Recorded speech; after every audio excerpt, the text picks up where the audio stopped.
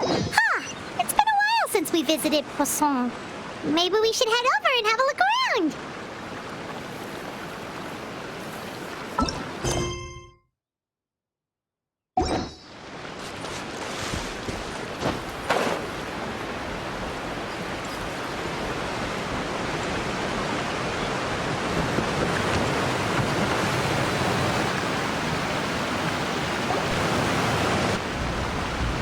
Hey, traveler. Paimon. Oh, Paimon knows that voice! Over here.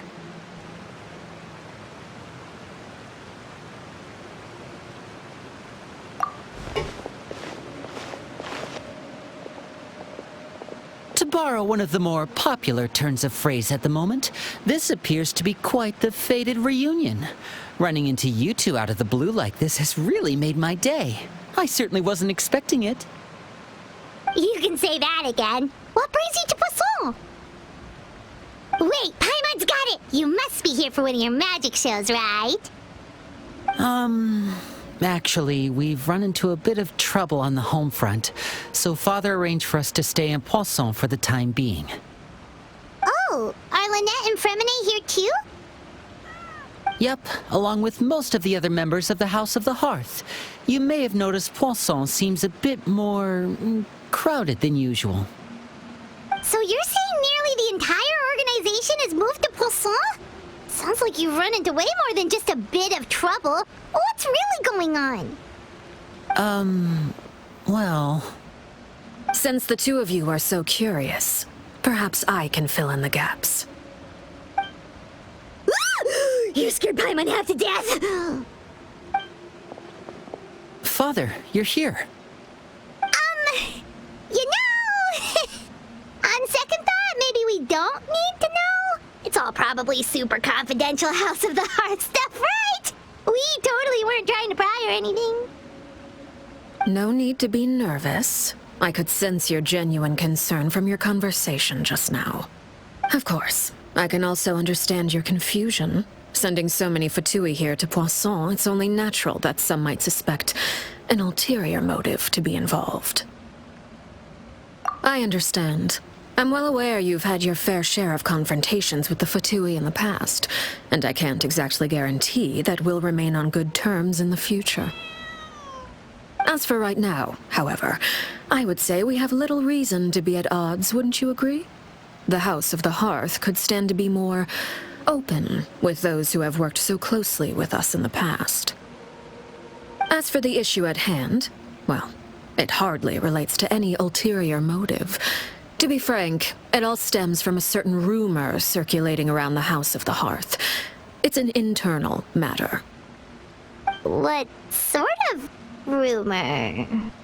A rumor that a certain phantom child is hiding away in the House of the Hearth. A phantom child? Ooh, just hearing the name is giving Paimon the creeps. A spirit that should have long ceased to exist is lurking in the shadows of the House of the Hearth. So I decided to bring the children to Poisson before continuing to investigate the situation. I expect I should be able to track down the spirit fairly quickly. After that, it's just a matter of resolving the situation, if you will. It shouldn't be much trouble at all. If you're curious, or if you still have some concerns, it might be advisable to stick around for a few days. I'm sure the children would be exceedingly pleased to welcome some visitors. Lenny, I'll leave you to entertain our guests. I have some matters to attend to. Of course, Father.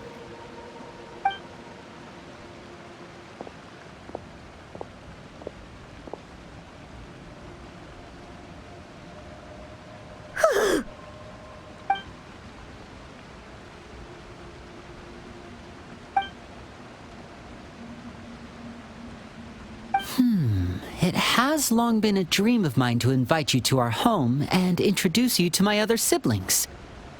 You're quite well known in the organization already. A lot of people have been talking about you, especially after everything with the prophecy. If you're willing, why don't you stay a while and have a little chat with us? All right.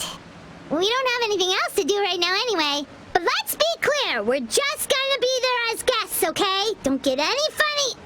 Oh, wait a second. If we're your guests, that probably means we'll be treated to lots of yummy food, right? Of course. During our stay in Poisson, we've been helping out the locals with some fishing. We bring in quite the bounty every day. In fact, today's the perfect chance for me to show you what I can do in the kitchen.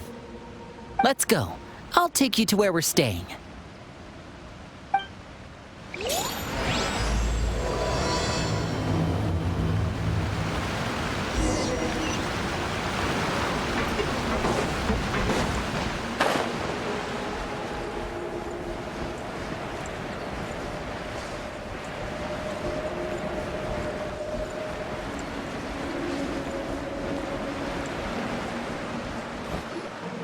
We rented this house from one of the locals to use as a temporary base. I'll come back later and tidy up a bit. After that, it should be all ready for you to stay in tonight. Awesome, thanks! So, where are we off to now? Well, when I happened to run into you two earlier, I was actually in the middle of distributing some supplies. With this many people staying in Poisson, we have to bring in outside supplies every now and then. I should probably make sure the rest of these provisions get delivered. Otherwise, people might start to get antsy. Okay, we'll come with. There are all sorts of rumors about your organization floating around out there. Paimon's not sure if she could even take a wild guess as to what's true and what's not. But now that we finally have the chance to see a day in the life of the house, we can take a good look at how you operate. Well, you're more than welcome to come along. Just follow me.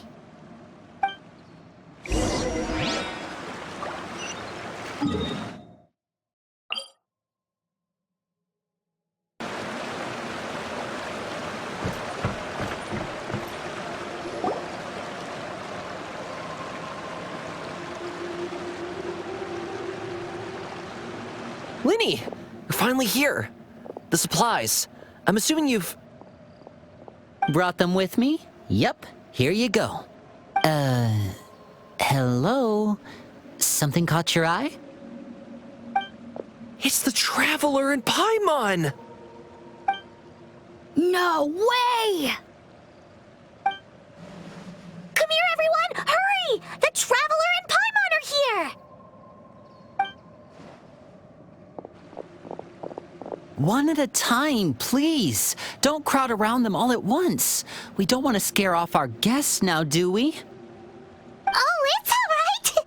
Gotta say, Paimon didn't realize we were this famous. Of course! Father and Lynnie have told us so much about you. Father told us about how you helped Lynnie. According to her, you're a trustworthy friend. And as far as she's concerned, that's pretty much the highest compliment we've ever heard her give. As you can imagine, everyone's been very curious about you. I heard the Traveler is so strong that he can move a mountain with his bare hands. I heard Paimon eats so much that she can clean out the entire pantry at Hotel de Boer in just 3 days. Wait a second! That's the rumor you heard about Paimon? Oh, not cool at all! Oh, wait. When guests visit, you're supposed to give them gifts and stuff, right? Oh, we don't need something like that. Besides, we don't have anything to give to you. Come on, we insist. I can give you some of my new potions. Just pick your poison. And by that, I mean medicine or actual poison. I've got both. Huh? Or maybe Shaplo can teach you guys about stealth. He's super good at it. He's never been caught. Ah, now that's not a bad idea. I know you usually prefer to fight head-on, but it never hurts to expand your bag of tricks, right? When it comes to eliminating your enemies, staying quiet can go a long way. Trust me, I would know. I was poisoned not too long ago, and I'm still dealing with the after effects. So I'm not quite as good as I was before, but I can still give you some pointers. Wait, when you said gifts, I didn't think you meant poison and stealth tactics. But those are the best things we can give you. You don't like them? Ooh, how about this? Tell me the name of someone who really annoys you, and we'll teach him a lesson for you. All right, Fold, Selwar. I think that's enough suggestions for now. When it comes to being a good host, it's the thought that counts. You don't need a physical gift to make our guests happy. In fact, pestering them with suggestion after suggestion might make them more annoyed than anything. I would say your enthusiasm has certainly gotten across. Really? Awesome! It's been so long since we've had guests to play with. If there's anything you need, just let us know. Yeah, especially if it's poison or something. I've got all sorts of potions for that. Well, we'll talk to you all later. We've still got supplies to distribute. All right, see you later.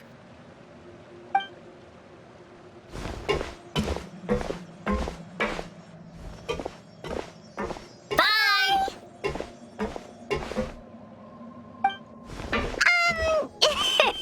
Lenny, about all that poison and stealth tactics talk just now. Scared you, did it? That kind of talk comes with being part of the House of the Hearth. When Foltz was really young, he strangled all of his family pets, just out of curiosity. He was labeled a dangerous problem child and was abandoned by his family. Elwar has an unnatural obsession with potions. Father has forbidden her from trying all the different concoctions she comes up with, but she still tries to test them in secret. You really have to keep an eye on that one. Chaplot is around my age. While I'm mainly responsible for collecting intelligence, he handles surveillance. He's very passionate about his work and has no reservations about taking on some very difficult missions. I know you two probably aren't used to that kind of talk, but I can promise you they only had the best of intentions. Things like stealth tactics and developing different poisons, they really mean a lot to them.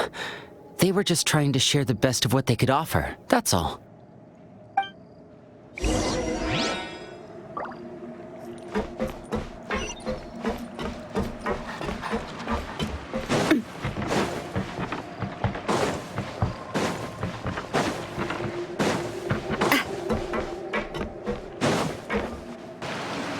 Filial, supplies are here. Thanks. And who are these two? Outsiders? Allow me to introduce you. This is the Traveler and Paimon. Oh, you're the famous duo I've been hearing so much about. It's nice to meet you. I heard you've traveled to all sorts of places. Is that true?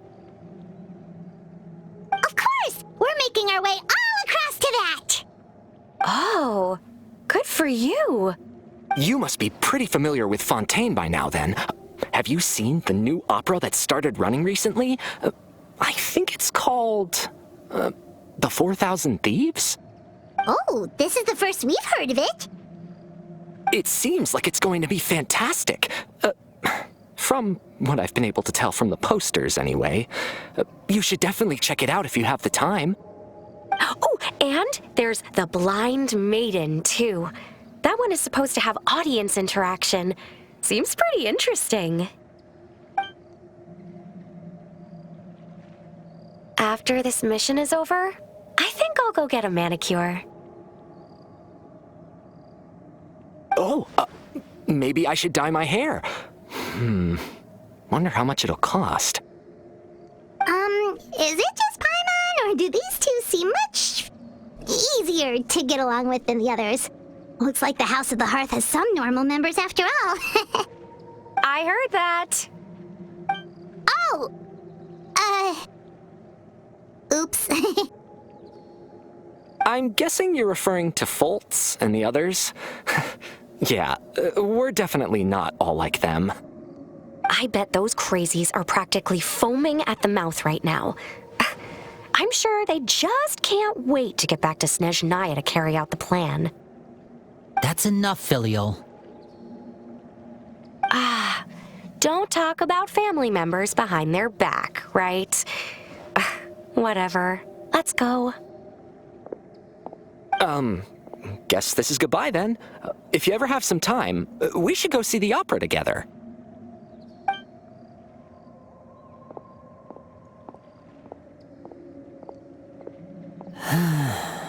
Well, that's it for the supplies. We should probably head back as well.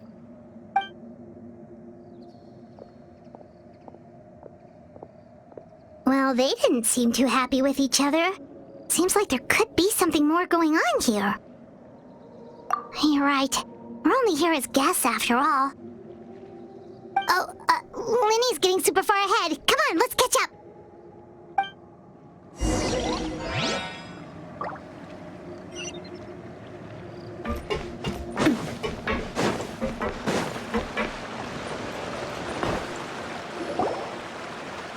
So, what do you think of the members you've met so far?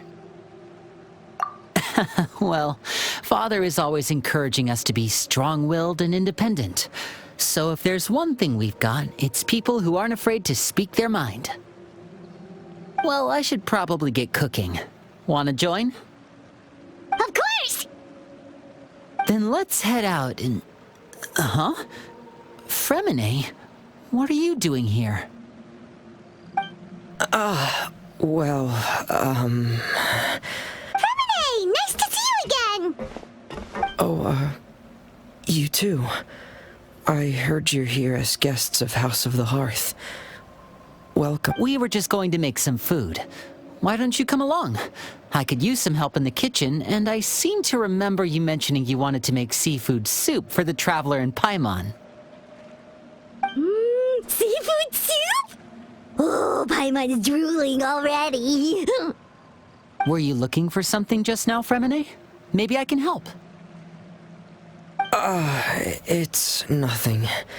I just wanted to see if there were any extra supplies. Yeah, we've got some left over. What do you need? Some food and water, and some clean cloth, if possible. No problem. Give me a second here. Food, water... Wait a minute. What do you need all of those for? You're not on any missions as far as I'm aware, and you were just going to come eat with us. So what's this all about?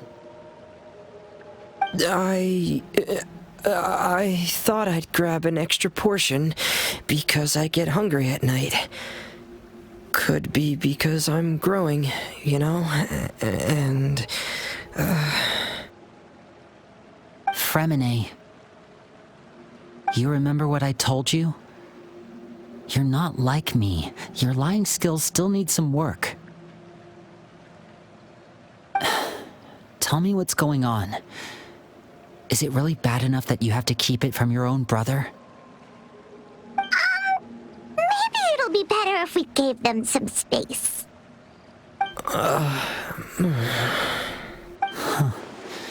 This is the first time I've seen that kind of look on your face. Whatever happened, does it have something to do with Father? Yes. Just follow me.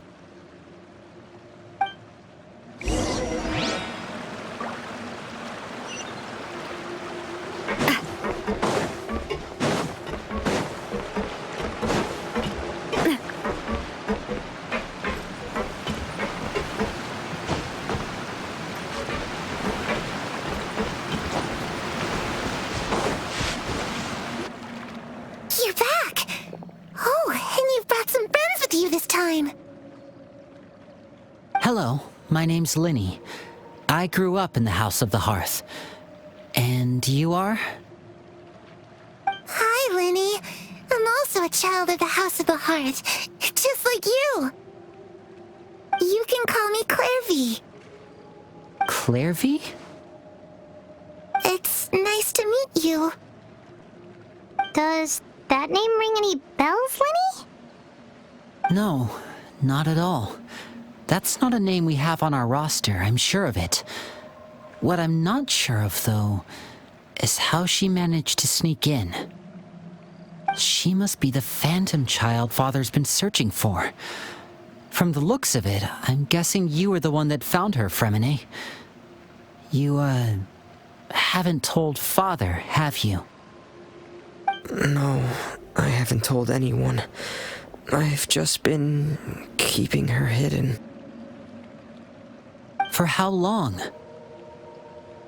About half a month now. So ever since we got to Poisson, then, do you have any idea what you're doing? I know what I'm doing. Really? 'Cause from where I'm standing, it looks like you're hiding the very person Father has been trying to find. If Father finds out about this, everyone involved is going to be punished. You know the rules of the house, Fréminet. I know you do. Father doesn't tolerate any form of betrayal. So why are you doing this? I've thought it through, and I just can't hand her over like that. Linny, don't you remember last year? Chaplot nearly died after getting poisoned during that one mission. He wasn't able to get back before the poison started taking effect, and not a single person was there to help him. That night, while I was sleeping, I heard a voice telling me to go save him. I opened my eyes, but I couldn't find the source of the voice. I thought maybe I was just hearing things, but I went to look for him anyway. Luckily, I got there with enough time to save his life. That feeling of being haunted, of hearing voices, it's happened many times in the House of the Hearth. So what you're saying is, that was her? She was the one who spoke to you that night? Unless there are other spirits roaming around the House of the Hearth, I don't think there's any other possibility. If Clervie were our enemy, it wouldn't matter whether she was a spirit or an actual child. I would have acted without a second thought, because that's what Father ordered us to do. But she's been living with us, helping us from the shadows all this time. I think that makes her family. I couldn't just hand her over to be dealt with, not when there's so much we still don't know. So what's your plan then? You can't keep her here forever. Someone is bound to find out eventually. I haven't thought that far yet. I don't want to disobey an order from Father, but I also don't want to put Clervie in danger. Come with me. There are a couple things I'd like to say to you in private.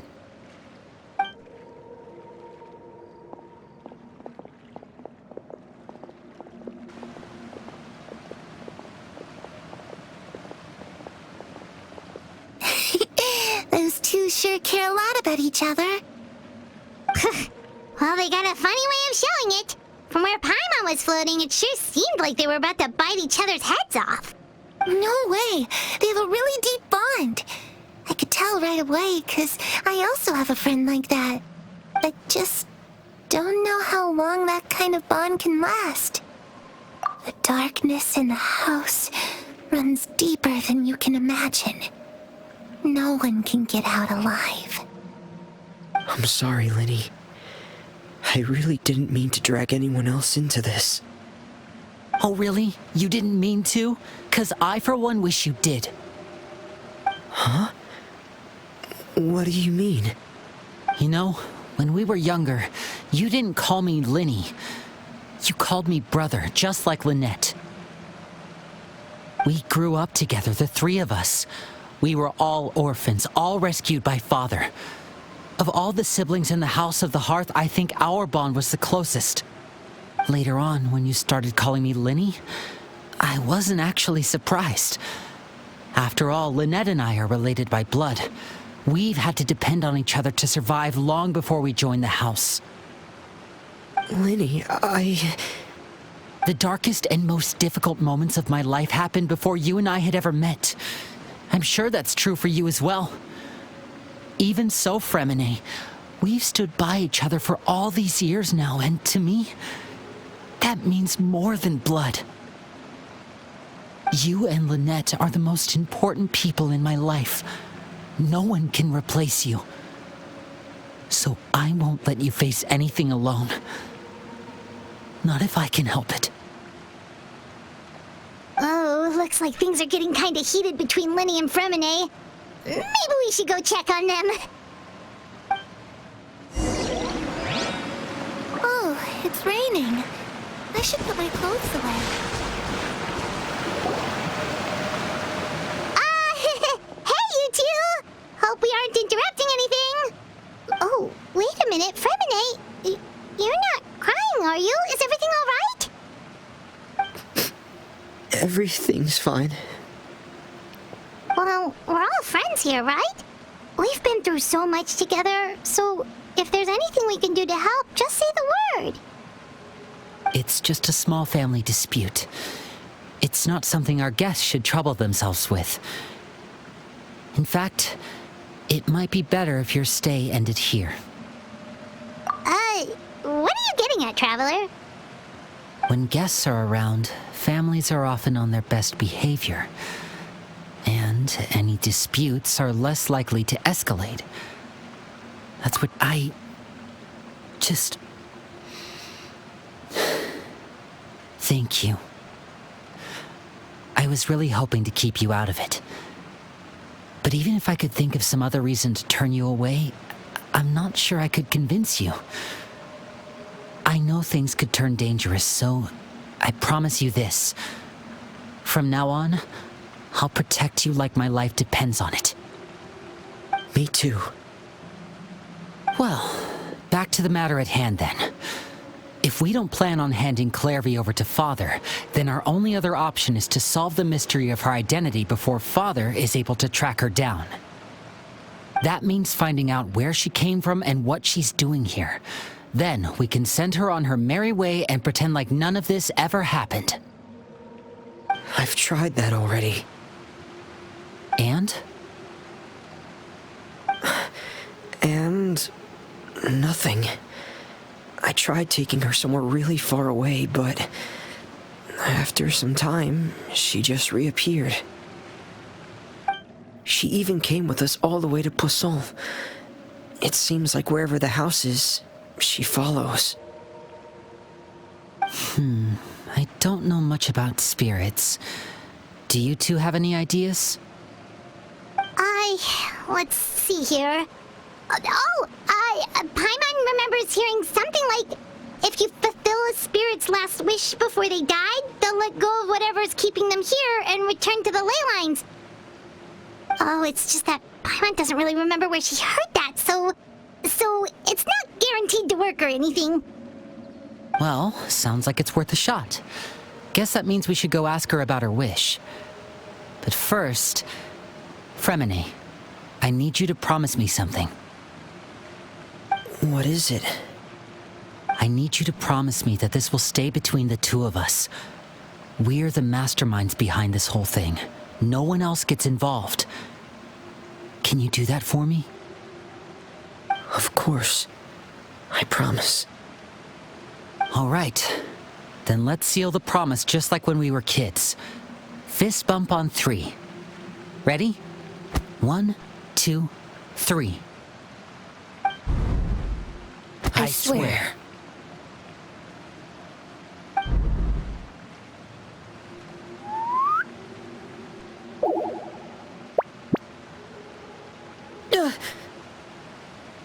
Whoa!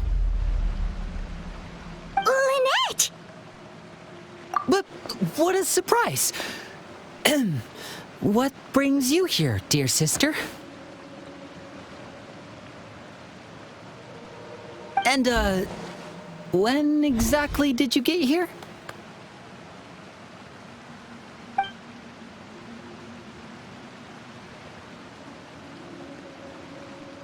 You're an idiot, brother.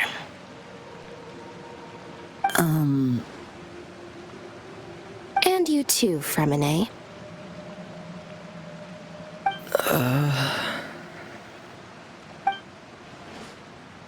You 3, Traveler. And you 4, Paimon. Wait, what did we do? I've seen Clervie around the House of the Hearth before. I hadn't seen her in Poisson, so I figured she must not have come with us. But it turns out you were just hiding her. I heard you talking about your plan. Rather than steering clear of the situation, I'd rather fully join in.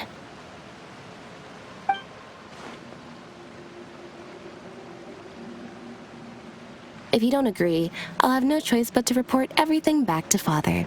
Simple as that. You're not giving us much wiggle room here, Lynette. Well, I guess we're all in this together then. After we talk to Clervie, we'll figure out our next move. There's no time to lose. Let's go.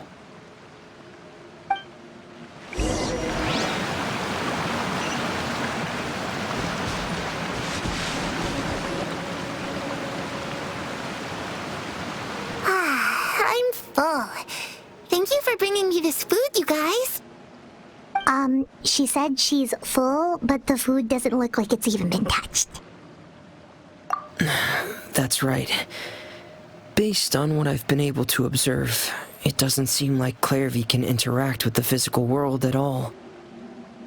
Still, when she's presented with food, she'll always linger around it for a good little while. Maybe, in her mind, she really is eating those things.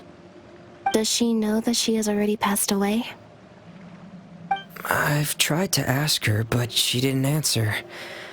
My guess is that she's just as confused as we are. Or maybe she couldn't understand the question at all. Clervie, if you've got some time, I'd like to ask you a few questions. Sure.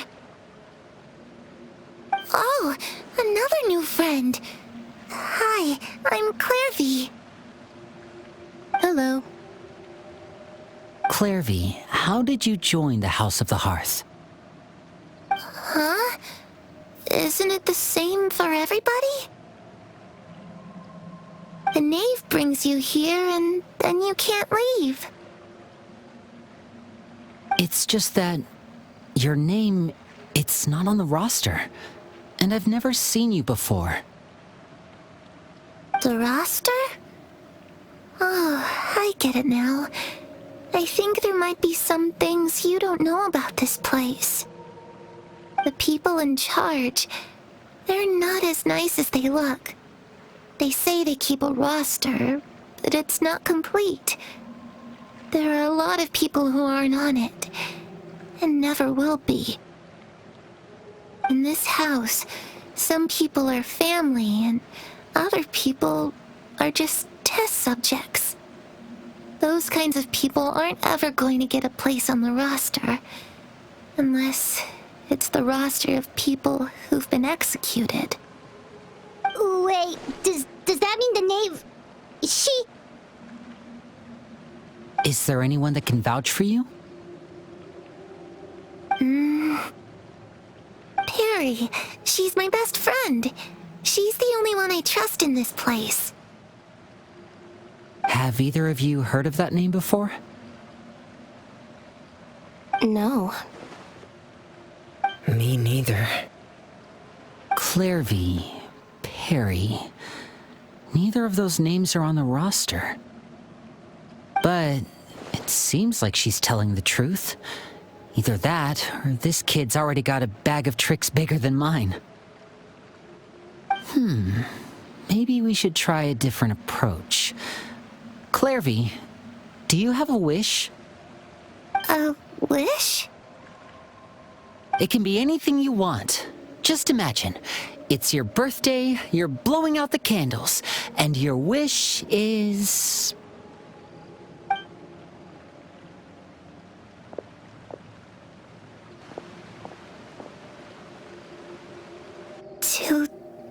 To go outside, where the sun can find me. That's it? Well, that sounds easy enough. The darkness in the house runs deeper than you can imagine. No one can get out alive.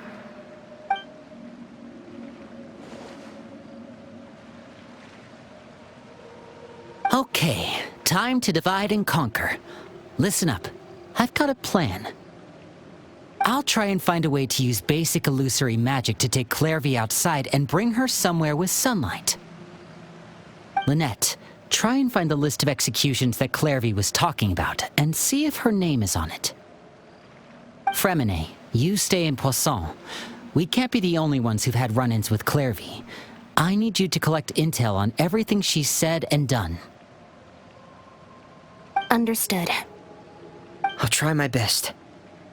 What about us? What should we do? I really appreciate your willingness to help, but this is a family matter. I don't want to drag you in too deep. It's too risky.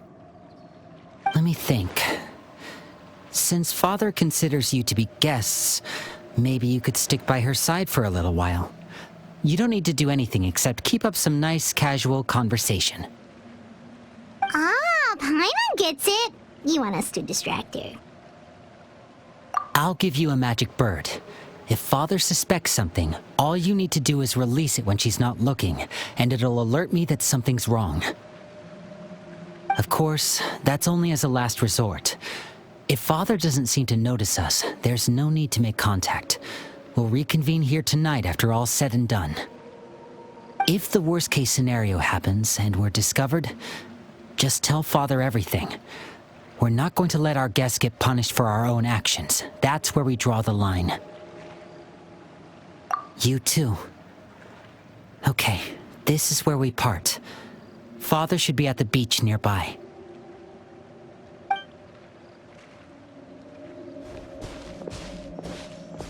I really hope this goes well. No, it has to go well. That's the only way this can get resolved.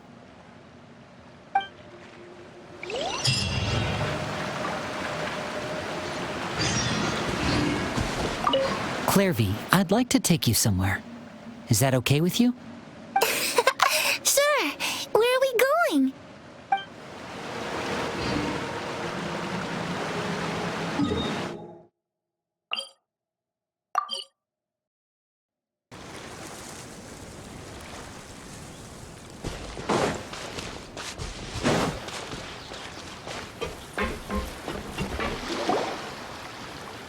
It's the knave and child. Hey, aren't you supposed to be in Snezhnaya recuperating? What are you still doing in Fontaine? Oh, it's you two. I didn't expect to run into you here. I was unconscious for quite a while after the fight in the Primordial Sea.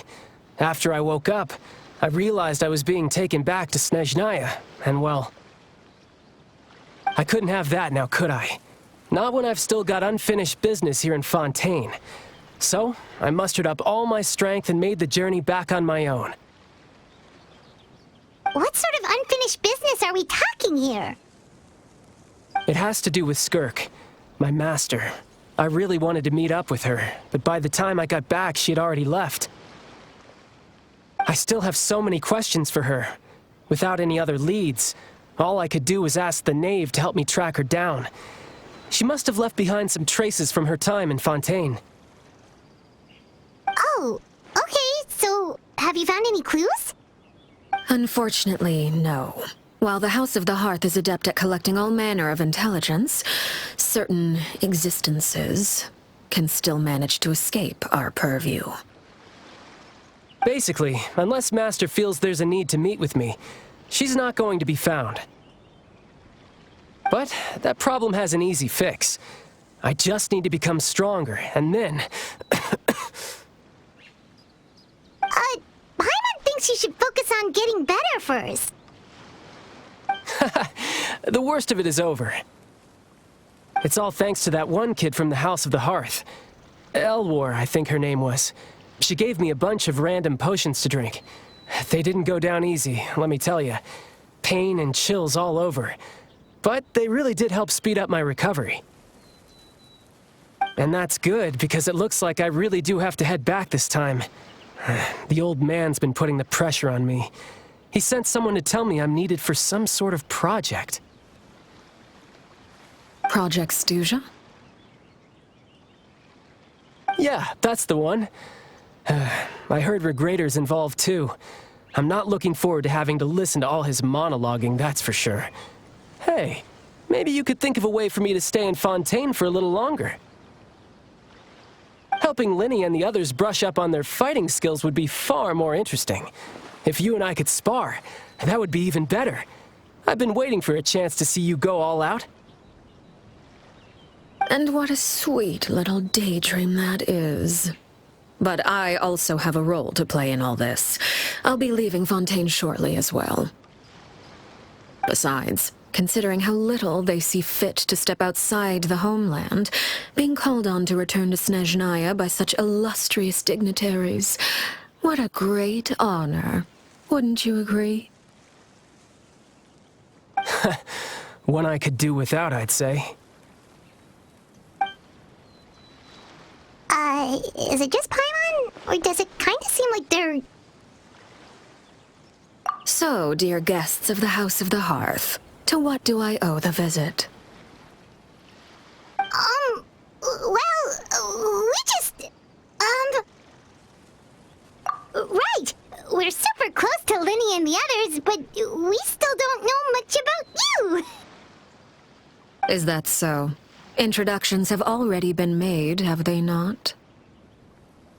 Oh, well, you see? There's only so much you can learn about someone from a short introduction.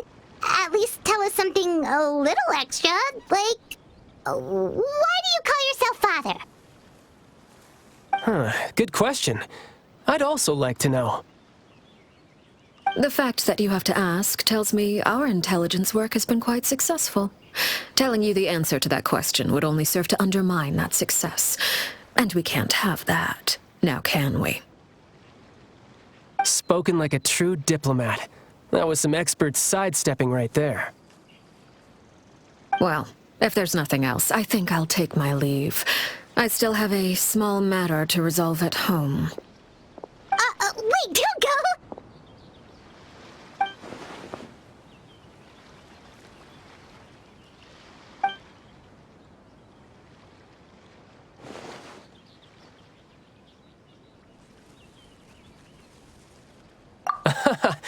I'd also like to hear the answer to this. I've met some of the members of your organization, and they all seemed like really good kids. They actually reminded me of Tonya and Tusser. Which, by the way, if you ever betray them, I'm just letting you know, I won't let you off easy. And why would I betray them?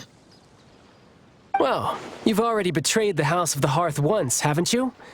At least, that's what I heard.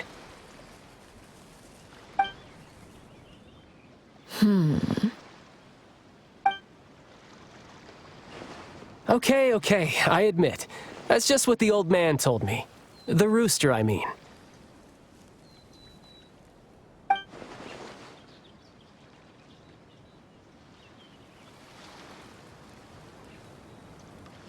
Oh, wait. Did you really do something bad to those kids? Never mind what I've done. I'm more curious as to what the mighty rooster had to say. Care to enlighten me? Well, nothing much. Just some stuff about you taking out many other members of the House of the Hearth, and even going so far to attack your own family. I see. Oh, based on your reaction, I'm guessing it's all a bunch of lies. Hardly. I don't appreciate his particular turns of phrase, but I suppose he didn't say anything untrue. Although, it would be more accurate to say that there is a certain level of prejudice involved, but I don't intend to clear that up just yet. Prejudice has a funny way of concealing the real truth behind certain things, an attribute that I find to be quite advantageous. Call yourself a Fontainian, for example, and people will assume all sorts of things, when the real truth is that this is simply the land where I was raised. Huh? You're not actually from Fontaine? But then why did you try to help out with the prophecy and everything? I was trying to protect the children born in Fontaine. Claiming that I myself was a Fontainian simply made it easier to operate. People would hardly suspect a fellow Fontainian of having any ulterior motives. Who wouldn't want to save their homeland after all? The primordial sea wouldn't have any effect on me, but it would have caused great harm to the House of the Hearth. Well, You wanted extra information, didn't you? There you go. I hope that satisfied your curiosity.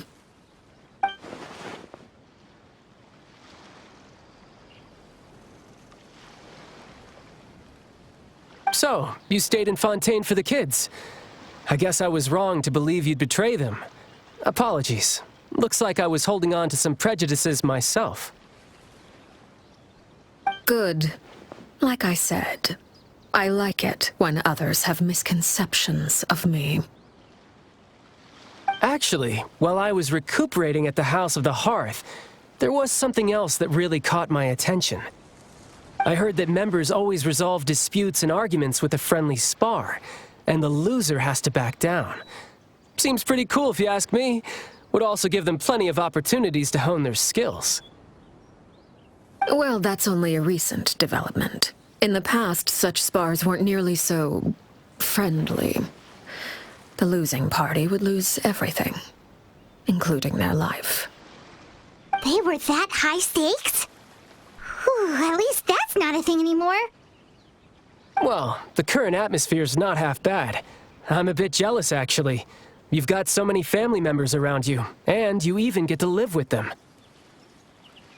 Having a lot of family around means dealing with a considerable amount of bickering and scheming.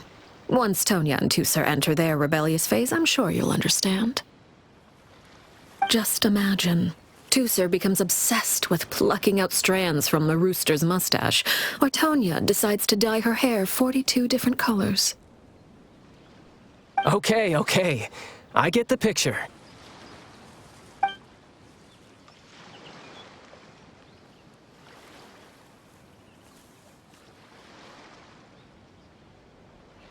Well, would you look at the time? I should probably get going. Traveler, Paimon, I'm not sure where our paths will cross next, but the next time we run into each other, we should definitely try and find some time to spar. Again, maybe this is a conversation we can have when you look less like you're gonna keel over. All right. Well, thanks for everything, Arlecchino. No thanks necessary. You also played a part in obtaining the Gnosis. I would say we can call ourselves even.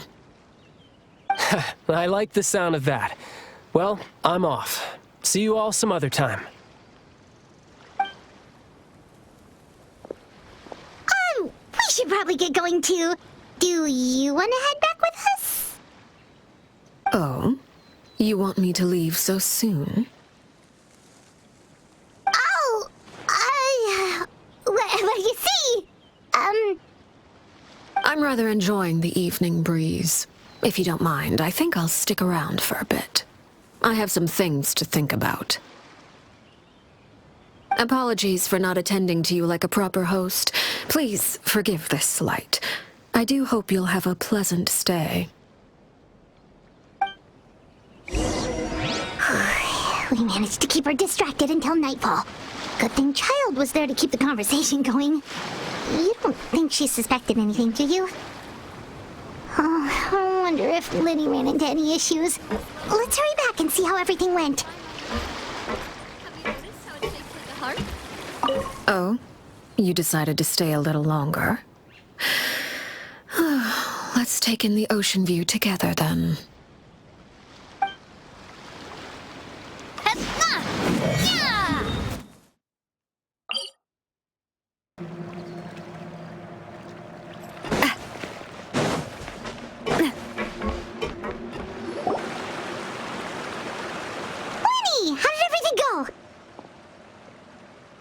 Well, long story short, we ran into a small issue. Clervie can't go into the sunlight. Everything was fine at first. She followed me up to the surface just like I told her.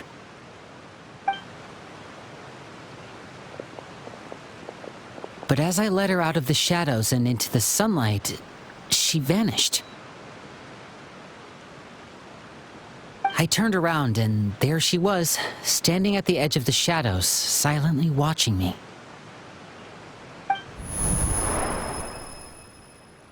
Huh. Maybe she's afraid of sunlight, or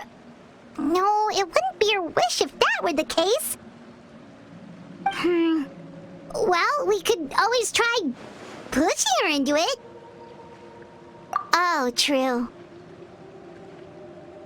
I've pretty much tried it all already. Nothing worked. Eventually, the sun went down, so all I could do was bring her back here. How did it go with you, Lynette? Good. I've got the list. It's right here. Really? Well, what are we waiting for? Let's take a look!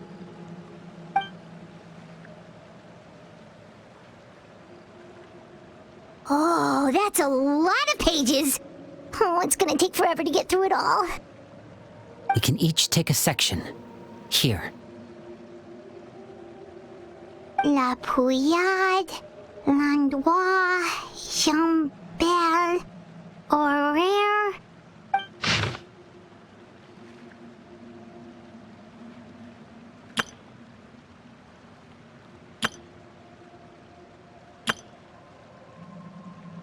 Oh, yikes. That horaire guy has a huge scar on his face. He's kinda giving Paimon the creeps. I've met him before. The scar is from an injury he received during a mission. I still remember him joking with me about it. He said any future lover would take one look at him and then lose all interest. Did he say anything else? Well, I asked if there was someone he was interested in. He said no, and that's where our conversation ended. It was only later that I learned he really did have someone he liked. He risked everything to escape so he could be with her, but it didn't work. One day, Father asked to see him, and, well... Wait, so that means the knave, It may seem cruel, but it's just one of the rules of the house. Betrayal is not to be taken lightly. We know too many secrets to come and go as we please.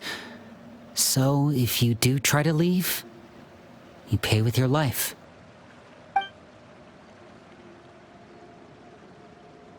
Her name's not here, huh?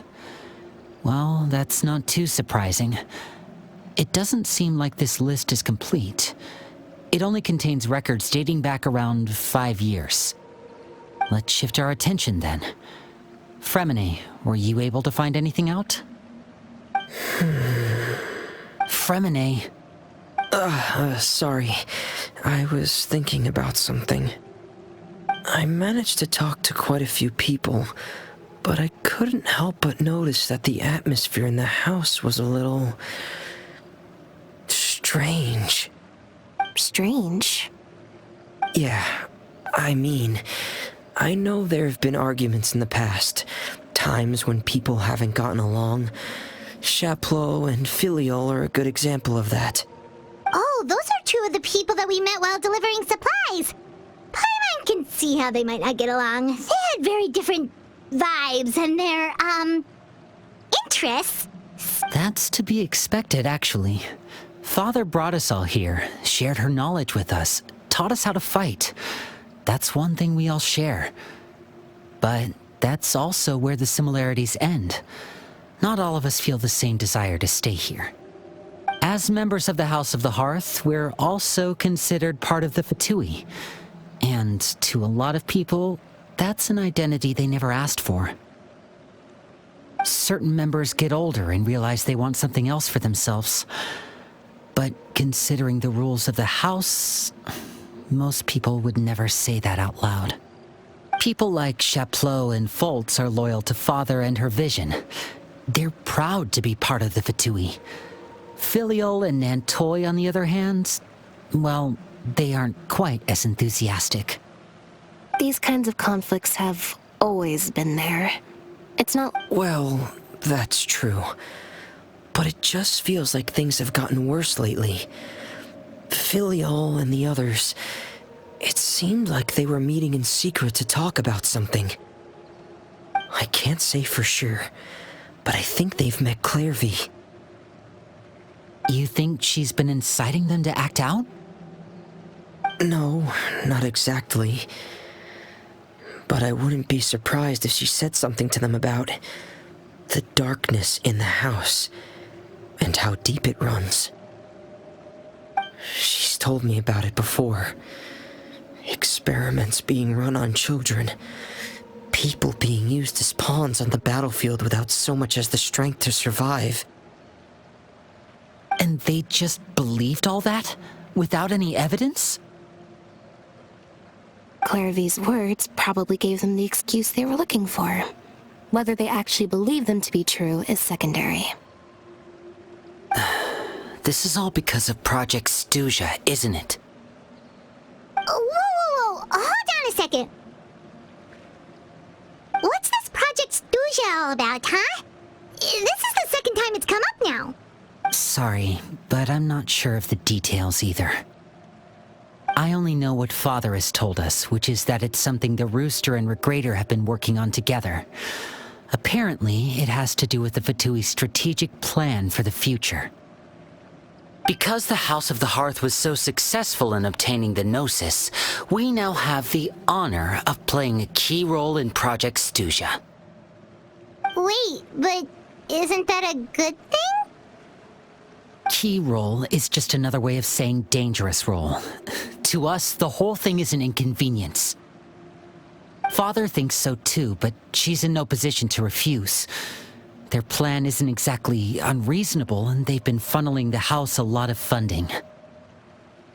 It's just that we'll lose a lot of members in the process. Participating in the plan, it's an honor in name only. What they're really trying to do is subdue us. The existence of an intelligence organization outside their control makes them feel uneasy.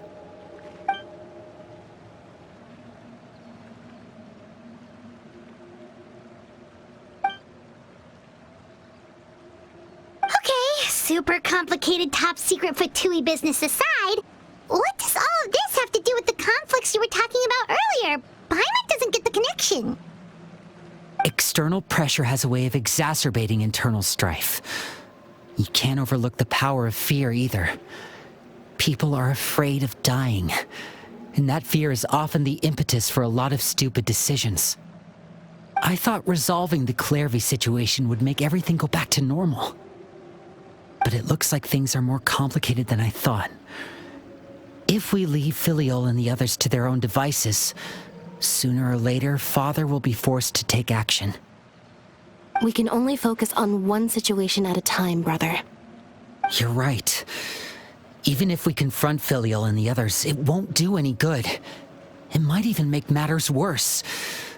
We should focus on Clervie for now. Well, it's getting late. We should head back and get some rest. We'll try again first thing tomorrow. Lynette, you stick with me this time. Fréminet, keep a close eye on Filiol and the others. Make sure they don't do anything they'll regret. Good work today, everyone. Have a good night, and I'll see you tomorrow.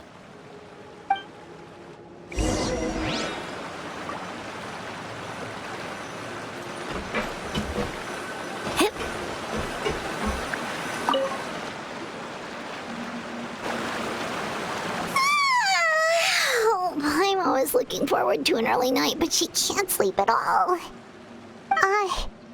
Hey, you don't think the knave will be too angry with Lenny and everyone if she finds out about all this, do you? She's even scary when she smiles. If she were to actually get angry... You have to protect Paimon if that happens, okay, Traveler? Oh, well, in that case, we should just plan on running away. We'll grab Lenny and the others and we can make a break for it as fast as we can. Look! Look over there! Quick! Let's catch up with her before anyone sees!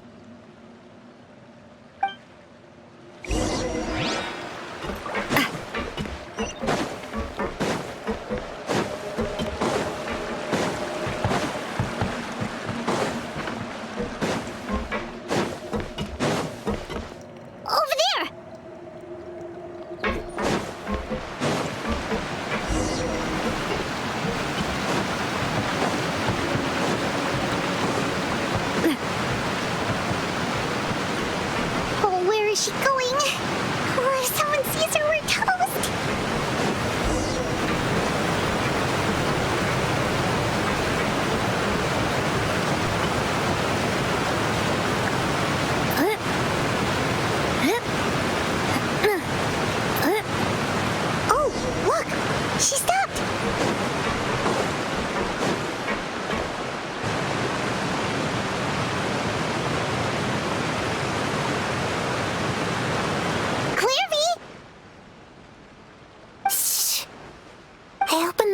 while no one was looking. Look how pretty the outside is.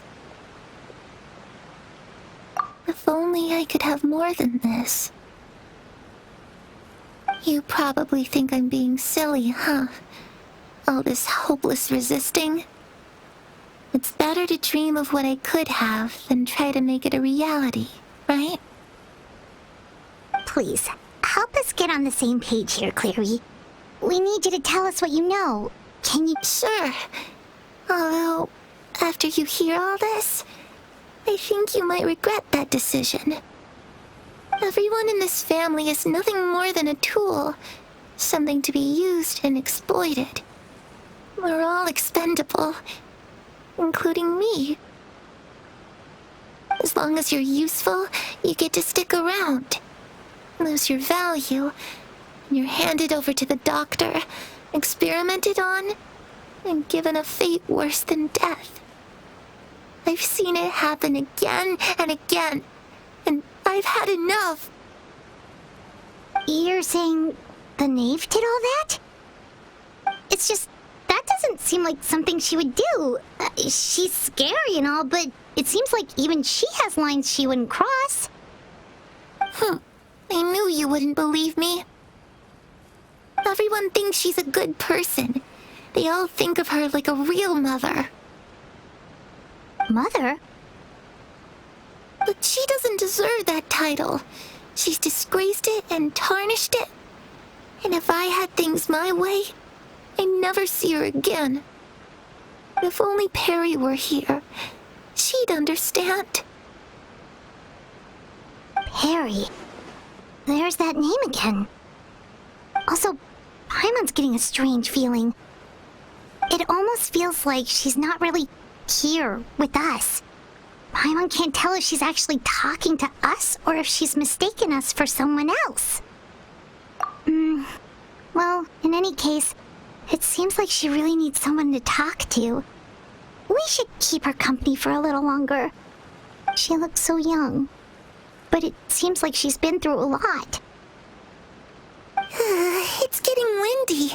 I should close the window. Ooh, look at the moon. Isn't it pretty? Hey, wanna hear a secret? I heard that if you look up at the night sky in Snezhnaya, you can see the aurora. It's supposed to be super pretty. Even prettier than the moon tonight. Perry and I promised each other that once we're older, we're gonna go see it together. But I can't find her. I'm worried she's also been... No, that wouldn't happen to her. She's special. Mother likes her a lot. I should really go talk to Mother, but we just fought. She doesn't want to see me, and I'm too scared to face her. What should I do?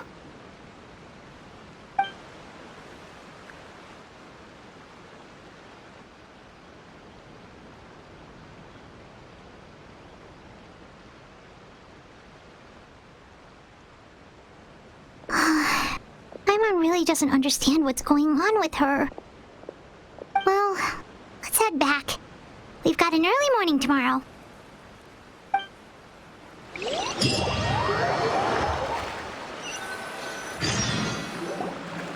All right, looks like we're all here. Let's go ahead with the plan. Oh? What is it? What makes you ask that? Well, we kinda ran into Clervie last night, and that's what she told us. We met the doctor back in Sumeru. He's super dangerous, and he's done all sorts of bad things. It's possible that Father and the Doctor have had certain dealings, but I don't think Father would work with him. We're not really on the same side, so there's not a lot of trust between them. That doesn't exactly set the stage for a successful partnership. I did hear, though, that when Father first became a Harbinger, the Doctor offered to work with the House of the Hearth. Father rejected most of his proposals, except for one. It had to do with some sort of secret experiment. Secret experiment? that be what Clervie was talking about? I don't think so. I don't know any details about the experiment itself, but I do know it's an entirely independent operation. The doctor only proposed a direction for the research. That was the extent of his involvement. I still don't think that counts as working together. The details of the experiment are confidential, but complete records are kept on all participants. That doesn't seem to be the case with the situation Clervie referred to. I know you don't agree with some of the Fatui's methods, and I'm not asking you to. But I am asking you to trust us on this. The House of the Hearth has its own principles. There are certain lines we're not willing to cross. Alright, that's good to hear at least. Clervie seems to think the knave and the doctor worked together to do something horrible. If that turned out to be true, Paimon doesn't know how he would even face you guys. It's just that it doesn't seem like Clervie is lying either. The easiest thing to do would be just ask the knave directly, but Paimon doesn't think she'd tell us. Father didn't come back last night. She's probably still near the shore. We'll be counting on you to distract her. Lynette, you're with me. Fréminet, you know what to do. Be on your guard, everyone. All right, let's get to it.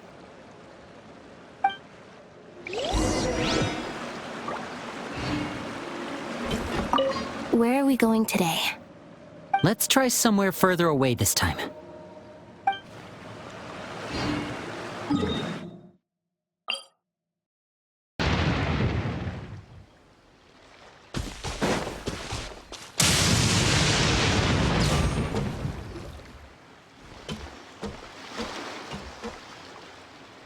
It's you two again. I must say, you look a bit pale. Did you have trouble sleeping last night? A little. Perhaps if you had less on your mind, you'd be able to absolve yourself of such troubles. So what are you planning to do now? Catch up on some sleep?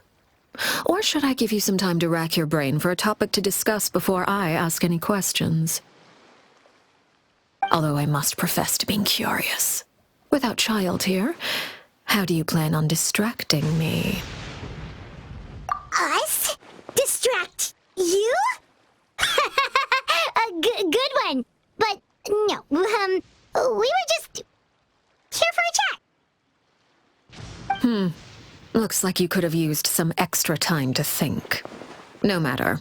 If you don't have any other plans, why don't you accompany me somewhere? Don't worry. I'll be sure to steer clear of any scheming children. The ocean breeze is sure nice today. Children always think they can hide things from the grown-ups. But nothing gets past me. Least of all a little scheming. I think I'll let them have at it for a little longer. I can be very patient. Well, I'll leave you to think things over. If you're so inclined, meet me outside the Palais Mermonia. Good things come to children who do as they're told. So I do hope you decide to tag along. If only for your friends' sakes. What should we do? She clearly knows about everything we've been doing, and Paimon doesn't think it'd be a stretch to say she was threatening us just now.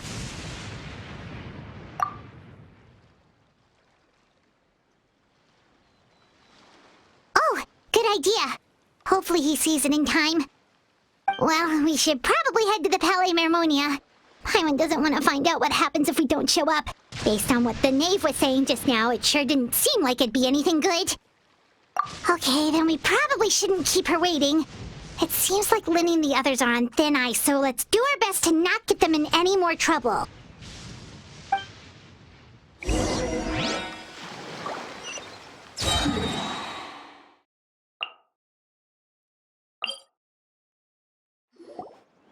Seeing as we still have some time before my meeting, we might as well enjoy some pleasant conversation while we wait. I'm glad to see you get along with my children. Being surrounded by good companions is necessary for a child's development. You're not planning on doing anything to them, are you? I assume you're referring to Lenny, Lynette, and Fréminet.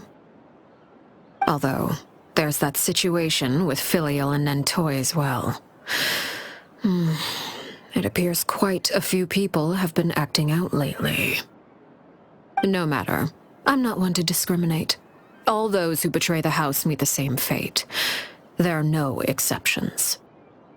Does that mean you're going to kill them? Oh, are you here to beg for their lives? I'm sorry to disappoint, but the rules of the house change for no one. In my organization, everyone is responsible for their own actions. But don't you care about them at all? They really respect you. They even call you father. You must feel something for them.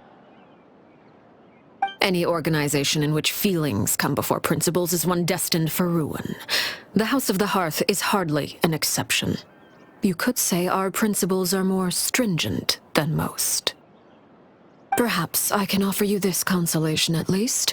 As our guests, you two will not be held accountable along with them. I would imagine Lenny, Lynette, and Fréminet will be able to keep their lives. As for Filial, Nentoy, and the others, I'm afraid there's little I can do. They can try to escape, but once you know our secrets, there's no getting out alive. But that's awful. Ah, you seem concerned. Out of consideration for my guests, I suppose I could turn a blind eye for a little longer. If Lenny and the others manage to dispose of Clervie in the meantime, all evidence of their wrongdoing will be lost. In that case, I could hardly punish them for something I couldn't prove. If their efforts are unsuccessful, on the other hand, all will be held accountable, and the punishment will be severe. Of course. Oh, and here, I believe this belongs to you. Do try and keep better track of it next time. It takes a considerable amount of time to train a bird like this. It would be such a pity if you were to lose it. Permanently. Wait, where did you get that? Well, I'm afraid that's all the time we have to chat. Now, for the matter at hand. I asked you to meet me here because I have business at the Palais Mermonia. It has nothing to do with you, but I think it would be prudent for you to stick by my side for the time being. There will always be time later to run off and tell Lenny what you've learned. Well, time to go. Looks like we wrapped things up just in time.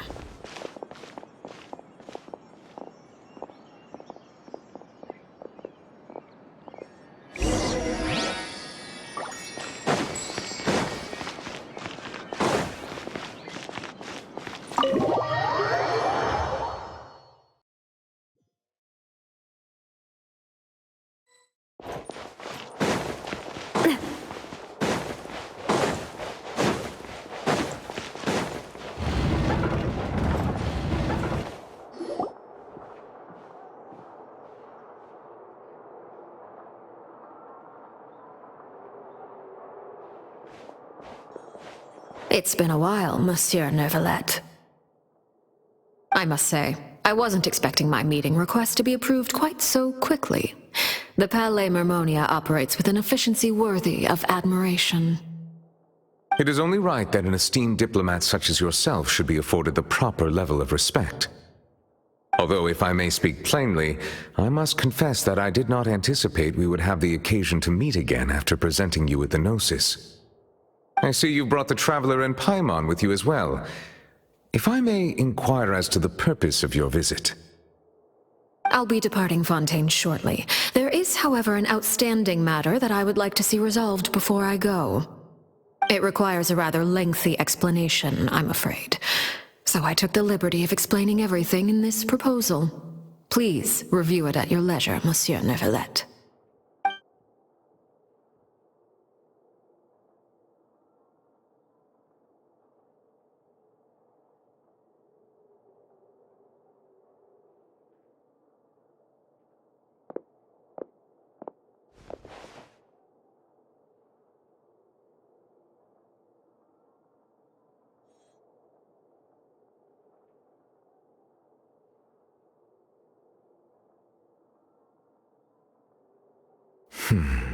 I understand your request. However, at the risk of causing offense, I must admit that I fail to see why you would wish for such a thing.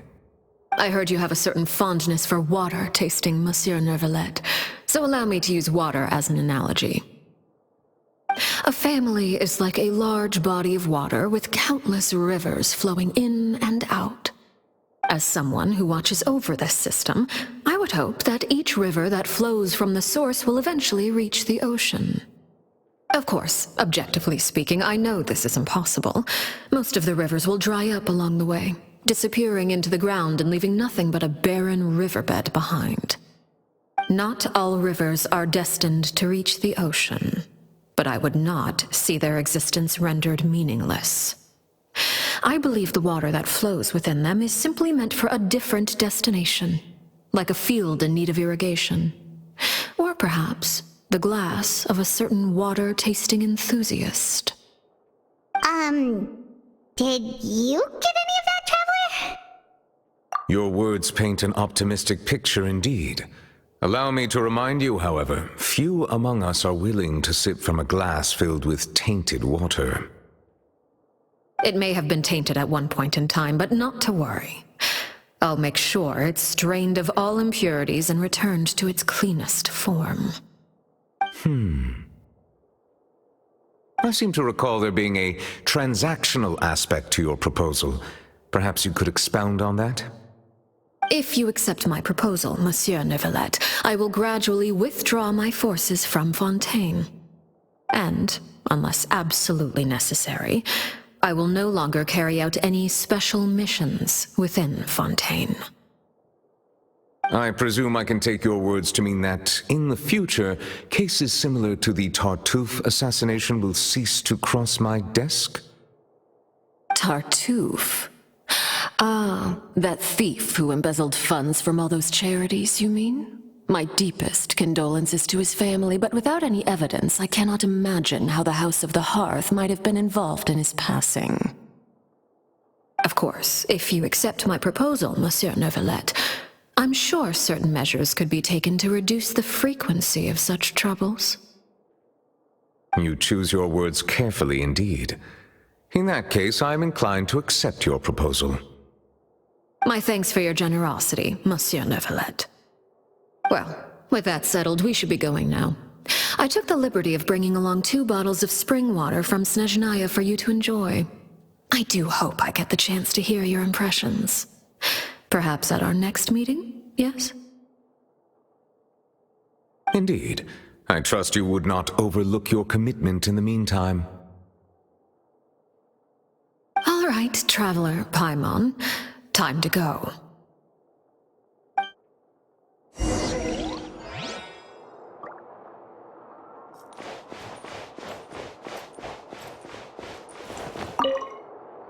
I believe I've told you before that my emotions easily resonate with those of others. Yet in the few meetings I've had with that Harbinger, I haven't been able to sense any aspect of her emotional state. Her mind is like a still body of water. Who knows what darkness lies in its depths, and the lack of ripples on the surface gives nothing away. It's unclear whether this is her natural state of being, or whether it's an incredible strength of will that gives her the ability to master her emotions. Either scenario, however, suggests she is a very dangerous individual. I do not expect an explanation as to why you two are by her side. Whatever your reasoning, I would only advise you to take caution.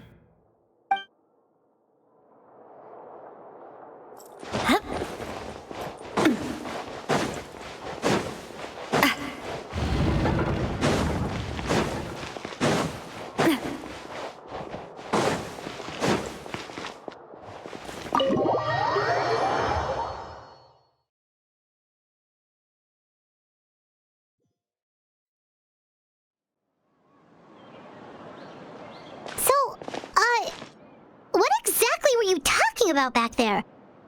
Paimon only heard you mention some rivers, a large body of water, and then some kind of irrigation scheme.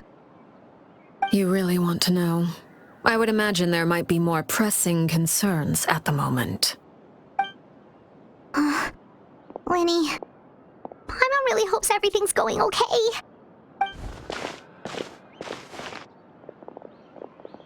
Oh, Paimon recognizes that look. You've got your thinking cap on, don't you, Traveler?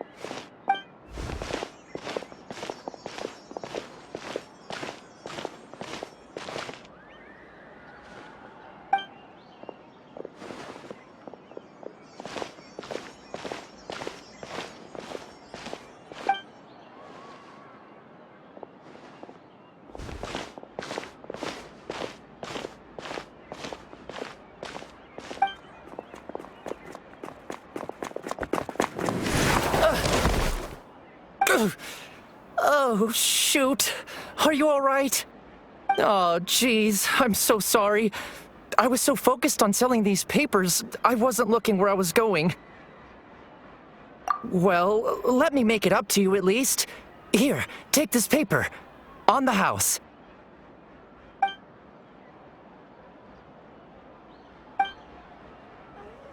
Oh, you don't have to give us anything. Please, I want to. It's not like I'm short on supply.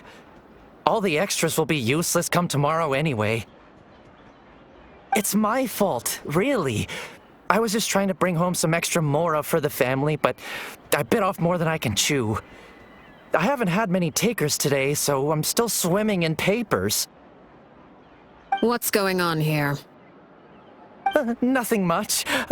I just ran into your friend here on accident. I should probably get going, actually, so... Hold on. Of course, I'm happy to compensate you with mora, it's just... I don't have any on me at the moment. I'll take 3 papers. Here. Your payment. Oh! Thank you for your patronage. May the Archons bless you with good fortune. If only I had the chance to run into such generous customers every day. I should probably just take on a smaller inventory though, right? I'm getting married soon, so sometimes it's hard to not get ahead of myself. Anyway, I should head out. Goodbye! Well, now that my affairs are settled, we should take the boat back to Poisson. We've even acquired some light reading to enjoy along the way.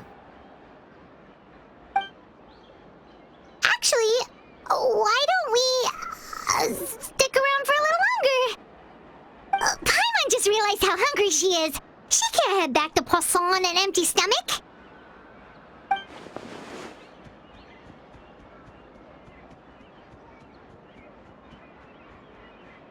It appears you two are under the impression that delaying our return will somehow alter the situation in your favor. I'm sorry to ruin your fantasy, but your efforts are meaningless. That being said, I could be persuaded to give Lynette some extra time. I just have one condition. If you agree to my request, I'll even answer some of your questions. You're quite curious about Clervie, are you not? And my relationship to her. Wait, why are you being so generous all of a sudden? You're not gonna ask us to do something bad, are you? You overestimate yourself. You don't have the talent for bad things. Then what can you possibly... The most important consideration in a negotiation is that both sides receive something they want. Demands and threats only get you so far. Wonderful. Here it is. When the time comes, make the choice that you deem most appropriate in the situation, and lend your help to the House of the Hearth. Okay, sounds normal enough. But what do you mean, when the time comes? When is that supposed to be? That is for you to decide. Then we have a deal. Follow me.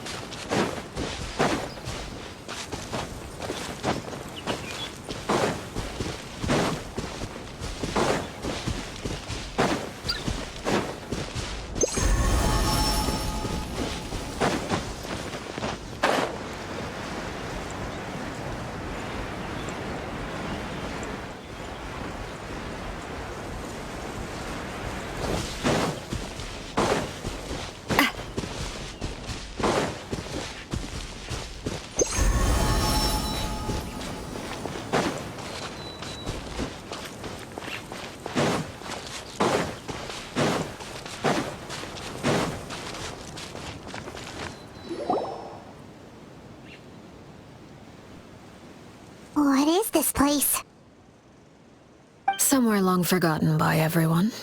It used to be a grand building. Now it's nothing more than a pile of rubble. No one comes here anymore, nor does anyone care about what once happened here. Although, this place does have something to do with the story I'm about to tell you. It was before I became a harbinger, and before Lynette and the others joined the House of the Hearth. Due to certain events, I first killed Clervie and then her mother. And this is where it all happened. You were the one that killed Clervie? Patience now. Allow me to explain Clervie's side of the story first. I'll start from the beginning. Clervie was 6 years old when she was brought by her mother, Crucibina, to live in the House of the Hearth. From the outside, it seemed like a fairy tale. A thriving family made up of kind adults and friendly children. Crucibina was the knave at that time, and the House of the Hearth was under her control. She was Clervie's mother by blood, but she was also the mother to all the children in the house. Clervie was happy here, for a time. But she quickly realized that being part of this family wasn't a fairy tale at all. Purgatory? Exactly. The House of the Hearth takes in war orphans from all over Teyvat. But as for how to raise them, that depends entirely on the person in charge. Crucibina came up with a novel idea. She would teach the children to fight, force them to duel each other, and then crown as the king of the house the child who proved themselves most worthy of inheriting her title. It's difficult to estimate the number of children who died or were maimed in the process. There's little I can say about the ones who died. The ones that emerged with permanent injuries, on the other hand, well, they would be handed over to the doctor to be experimented on, or sent away on dangerous missions. Nothing more than tools to be used and then discarded. So those were the experiments Clervie was talking about. But what actually happened to her? You said that Clervie was Crucibina's daughter, so if Clervie tried to convince her to stop what she was doing, Crucibina probably would have listened, right? Despite being Clervie's mother, Crucibina cared little for her daughter.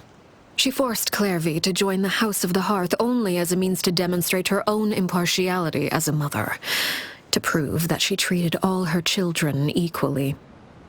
Clervie did try to convince her mother to change her ways, but it was to no avail. After her efforts failed, the only other option was to rise up and try to fight back. Unfortunately, the other children had already been thoroughly indoctrinated into the illusion of happiness Crucibina had created. Of course, there was one exception. Someone Clervie's age who knew the truth about the House of the Hearth. Her name was Paimon. Wait, the friend that Clervie mentioned? Friend, huh? I suppose we can call her that for now. Clervie was a cheerful and passionate person with a tenacious spirit. Paimon, on the other hand, was rather cold-blooded. Her cold-blooded nature allowed her to see through Crucibina's facade. Yet, it was also this cold-bloodedness that prevented her from acting against it. At least at first. While despite their differences, the two became fast friends, united by their knowledge of the truth. Clervie told Paimon that she hoped to create a real family, where no one would be killed or sacrificed. There may have been a certain naivete to her ideas, but Clervie proved her determination many times over. She tried countless times to run away, ask for help, or expose the truth. But her efforts only earned her beating after beating. Even with her body racked with pain, she would still stand on her tiptoes and open the window at night. She and Paimon would look out at the moon together, a fierce longing for freedom shining in her eyes. But one day that light simply vanished. Oh no. What happened? Her hopelessness resulted from a culmination of things. 10 years had passed. 10 years worth of failure after failure. She and Perouer weren't children anymore, but finding any chance to escape still seemed as hopeless as ever. It was during this time that Perouer suggested a new plan. If escaping was out of the question, why not take down the very person sitting on top of this throne of lies? Mother herself. Clervie rejected that proposal. She claimed that, as a famous harbinger, Crucibina possessed an unimaginable amount of power. Trying to kill her would have an incredibly low chance of success. Clervie never gave another reason, but Perouer could see it written all over her face. Clervie still thought of Crucibina as her mother. Killing her own flesh and blood was a line she couldn't bring herself to cross. If she couldn't escape and fight back, then only one option remained. Precisely. Death was the only way that she felt she could be free. It happened during a duel. When she arrived at the dueling ring that day, her partner turned out to be none other than Perouer, the very person that had stood by her side all those years. It was a fierce battle. But ultimately, Clervie decided to let Perouer end her life. From that moment on, Perouer's journey was one written in flames. When the rain finally came and washed it all away, there she stood, the sole victor in Mother's endless game of slaughter. A trail of corpses strewn across her path to success. It was the very result she had predicted 10 years prior. Even then, she believed she would make it until the end. She wasn't surprised by the fact that she emerged as Mother's undisputed heir. Rather, her success left her with an inexplicable sense of restlessness. She was unsettled, and there was only one thing that could quell that sensation. Perhaps you two would like to take a guess as to what it was? Crucibina, you mean? But... Correct. This is the place where Perouer killed her best friend. A mere year later, this is also the place where she fought tooth and nail to kill the mother they shared. The moment she acted, any conception of what was right or wrong ceased to matter. It's one of the principles of the house. Only those who survive get to write the rules. Perouer won the battle, and became a harbinger herself, after which Her Majesty, the Tsaritsa, bestowed upon her a new name. ARLECCHINO. So the Perry Clervie was talking about... It was you all along. You're Perouer. ARLECCHINO is just a name you got later. I left that name behind long ago. I must say, hearing it now does bring back memories. After I defeated Crucibina, the moniker of Mother died with her. I chose to forego the title she called herself, and even chose to give up my own name. I rebuilt the House of the Hearth under a new identity, not only as ARLECCHINO, but as father.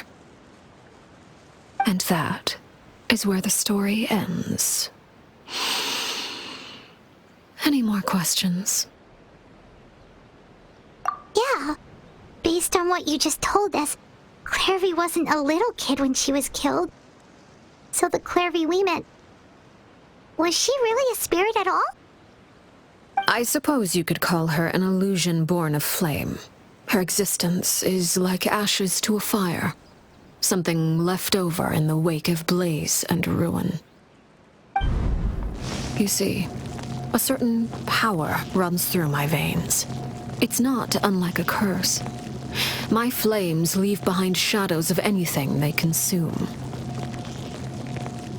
Of course, the chances of those shadows morphing into a sentient entity are exceedingly slim. Clervie is a very special case. Clervie died when she was 16 years old, but what emerged from the flames was her 6-year-old self. Her appearance wasn't the only thing affected. Most of her memories were lost to the blaze as well. Memory is a mysterious thing indeed. Losing a portion of your memories will alter your sense of self. Lose 10 years' worth, however, and it would be like living in the past. Like... No wonder Paimon got such a weird feeling when we were talking to her. Perhaps I should put it this way. Clervie is someone trapped in time.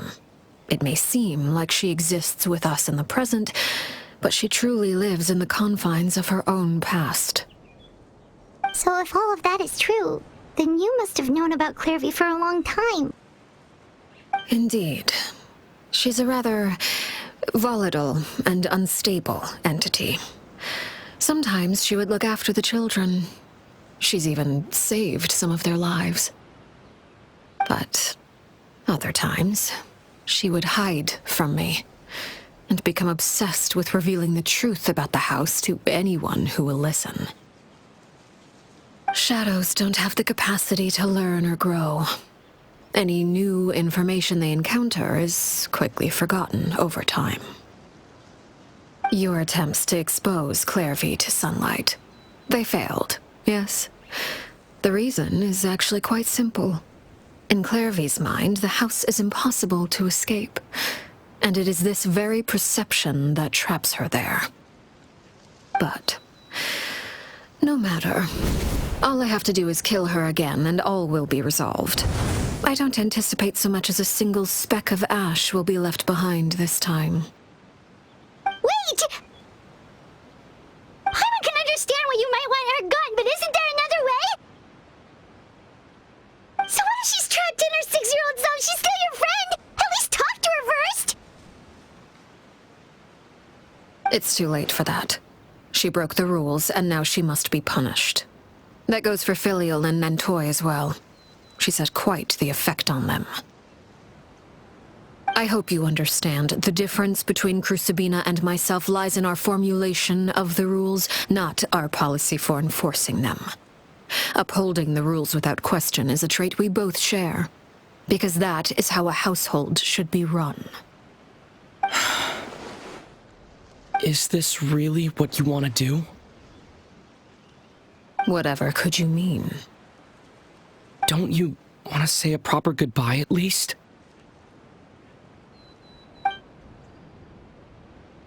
Whether as a killer or as a father, there are two things that must be avoided at all costs: anger and sorrow.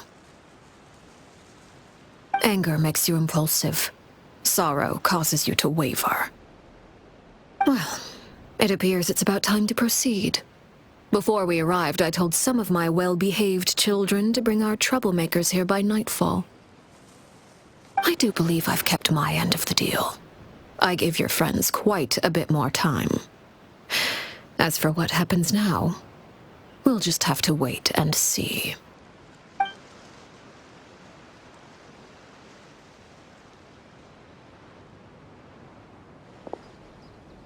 Here they are, Father. You gonna execute him? Seeing something like that would actually be a first for me. Lenny! I'm sorry. I heard about how you helped buy us more time. But I still failed. I couldn't find a way to fulfill her wish. Huh? Are you... Perry? Indeed, it's been a while, Clervie. Perry! Shh. Stay right there. I'm sorry to postpone our reunion, but first I believe certain scores need settling.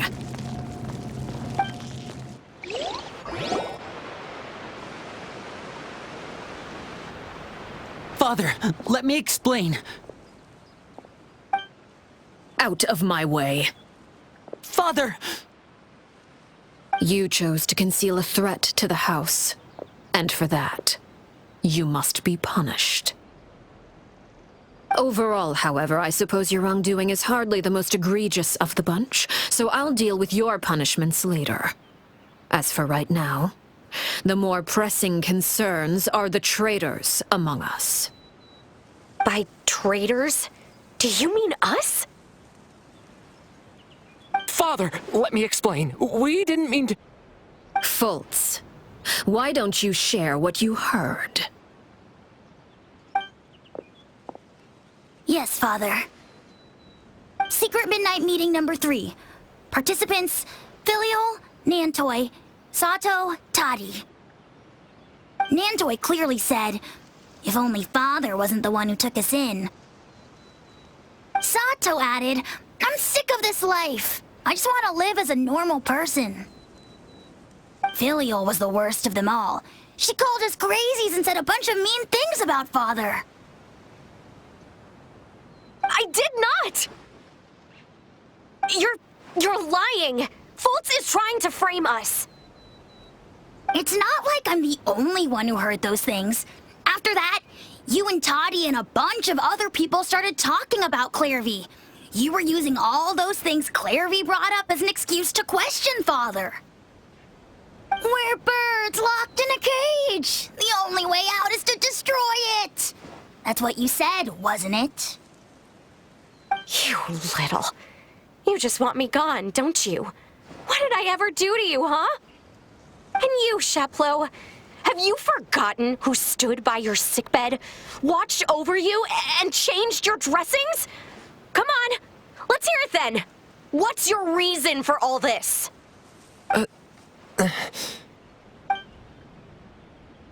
You're wrong, Filial. We don't want you to die. You're our family. Liar. You wouldn't be doing this if that were the case. So why? Why have you backed us into a corner? We all live in the House of the Hearth. You know the type of work we do, Filial.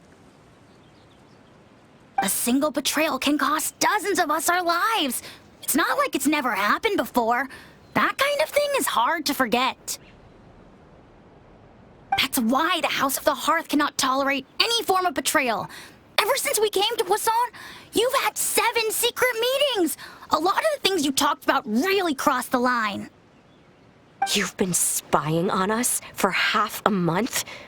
Wait a second. Now that I think about it, the move to Poisson was just a way to make it easier to spy on us, wasn't it? Because we were all in one place. You've had this planned all along. Filial, Nantoi, I'm sorry. I owe you both my life. I owe Clervie too. If it weren't for all your help after I got poisoned, I wouldn't be standing here today. If this were any other situation, I would do anything to repay that kindness, even if it cost me my life. But rules are rules. I'm sorry. My hands are tied. Why? Why? That's enough, Filial. We made a mistake, and we should own up to it. We broke the rules, plain and simple. And now we have to face the consequences. I'm sorry, Sheplo. Fultz. I'm sorry, Father. We accept our punishment. Chapleau, according to the rules of the House of the Hearth, how should these traitors be punished? All those who betray the house pay with their lives. And so it shall be.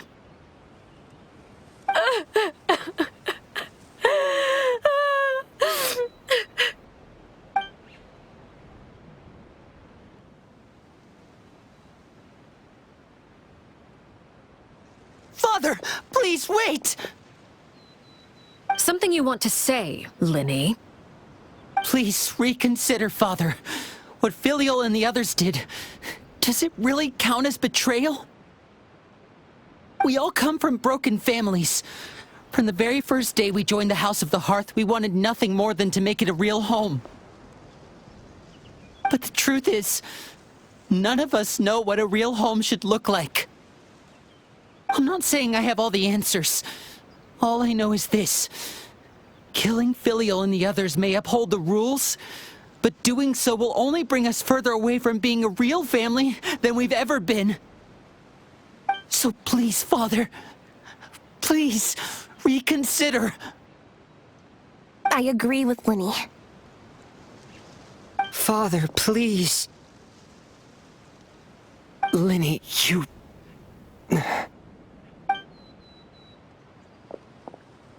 I also agree with Linny.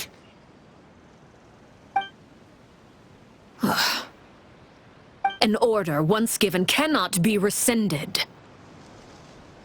However, given the extent of your determination, I suppose we shall have to go about this a different way. Our weapons? Father, are you referring to a duel? Precisely. The rules of the house will not be altered. Traitors must be punished. However, resolving disputes with a duel is also one of our rules, one that also applies to me. Demonstrate a sufficient showing of strength, and I shall offer a concession. Wait. Beat Father in a duel? Impossible. Father is way too strong, even for Linny.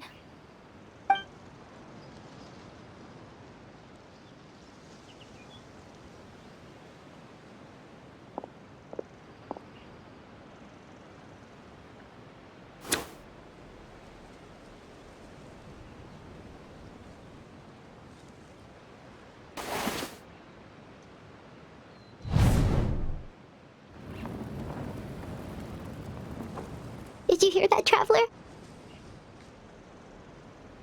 Linny and the others have to duel the knave. What should we do? Can they really win something like that? If they lose, those people from the house are really going to be executed. Hey, are you listening?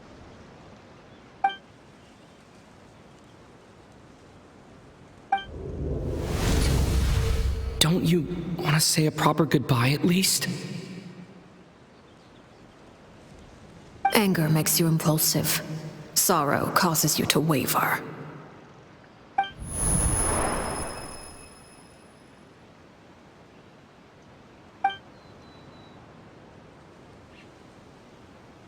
Oh. Looking at that expression on her face, she seems really serious about this. Guess that means there's no chance she's throwing the duel on purpose, huh? When guests are around, families are often on their best behavior. And any disputes are less likely to escalate. When the time comes, make the choice that you deem most appropriate in the situation, and lend your help to the House of the Hearth. What's wrong, Traveler? Hey, where are you going? Traveler?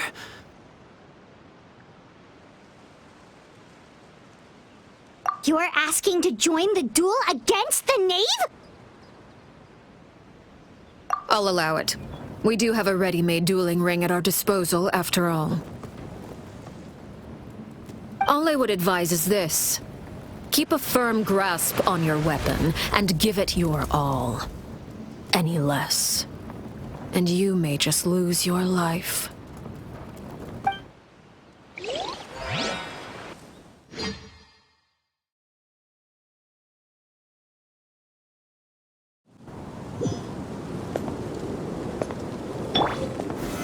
Solidify! Fire! Well, I'm going in! Nice and spicy! Order guide you!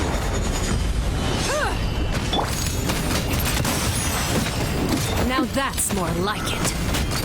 With the rising flames!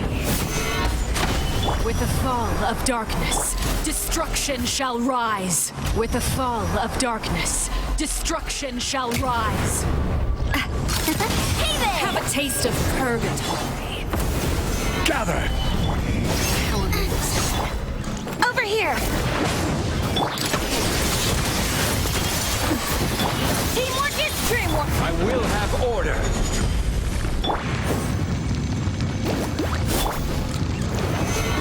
Closer now.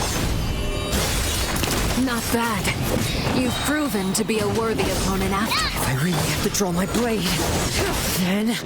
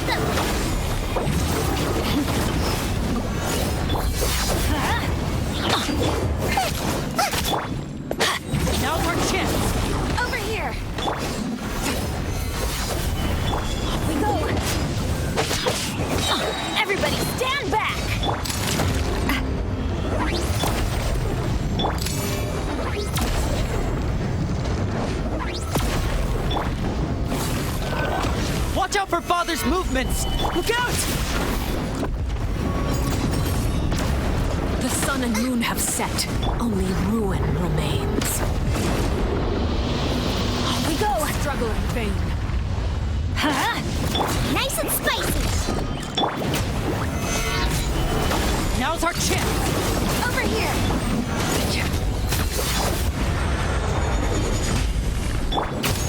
Off we go! Come on out! Santo is only the beginning. Yeah! Watch out! Your punishment Solidify! made manifest. Let's watch out for Father's movements! Look out! Santo is only the beginning.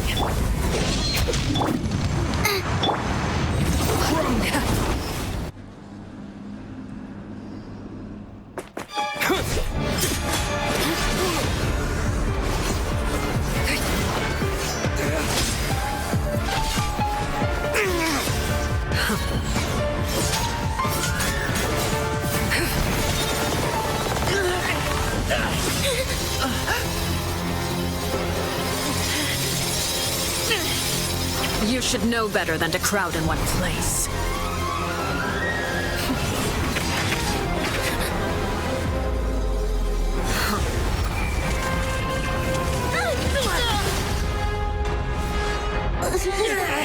Oh, I know.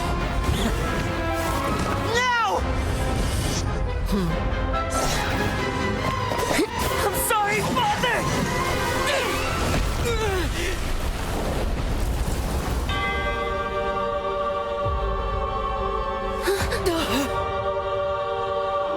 Sorry for what? This pitiful excuse for an attack.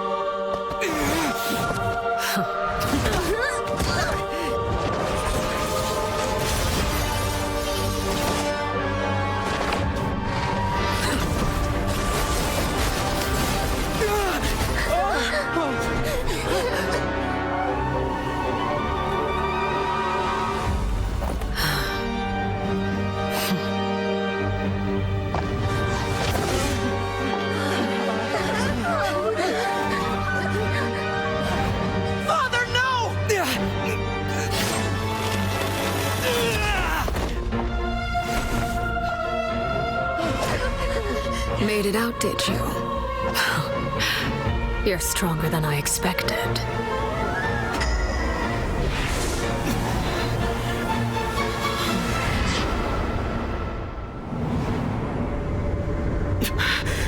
A crimson moon? I can't move.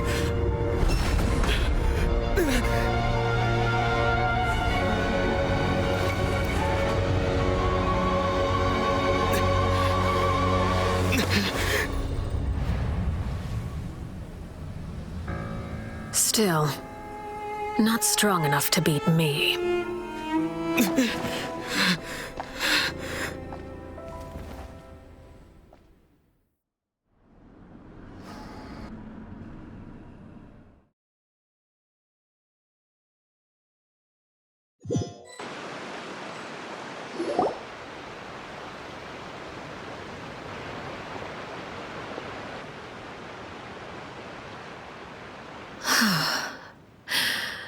I believe we can end things here. It's not often that we get to enjoy the company of guests, after all. We wouldn't want things to get too out of hand.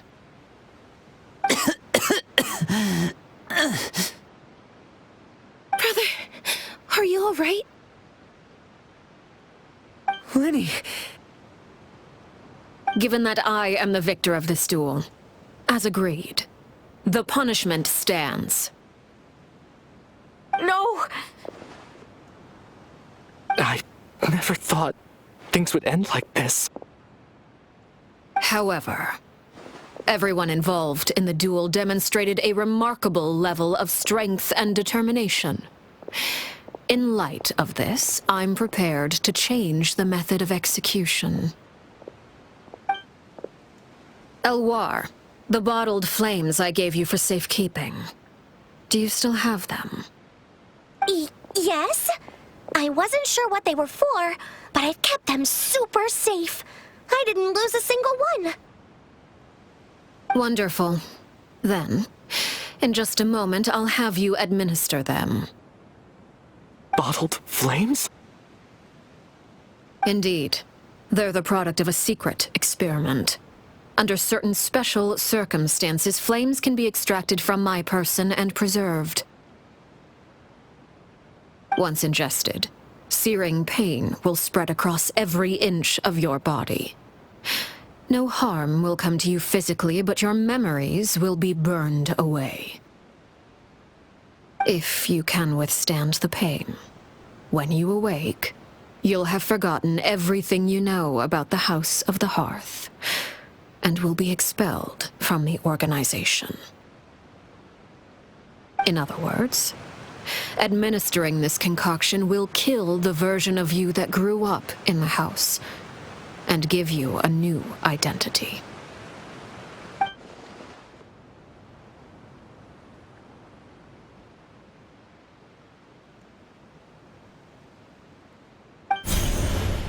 Memory is a mysterious thing indeed. Losing a portion of your memories will alter your sense of self.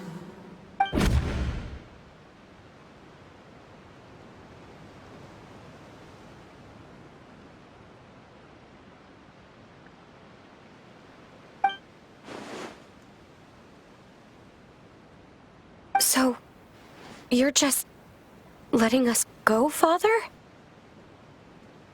You misunderstand. Memories are extremely important. Once consumed by flame, the version of you standing before me will die, and our secrets will die with you. So no, I don't intend to just let you go, because the person who survives will be nothing but a stranger. Even so, I won't have to live in fear anymore. I'm sorry, Father. I'm sorry I let you down. But I really... Don't cry, filial. You haven't left the house yet, so there are still rules to be followed, yes? Remember what I taught you. Anger makes you impulsive, sorrow causes you to waver. Don't let yourself be controlled by your emotions. Of course. I'll remember. Dry your tears, and go pursue the life you really want. Yes, Father. Chaplot, Foltz, Elwar, take them back to Poisson. And bring Lenny and the others as well. I prepared 3 extra vials of bottled flames. As for whether to take them, the choice is yours. Goodbye, children. The next time we meet, I will no longer be your father. Thank you for all you've done for the house. I hope you have bright futures ahead of you.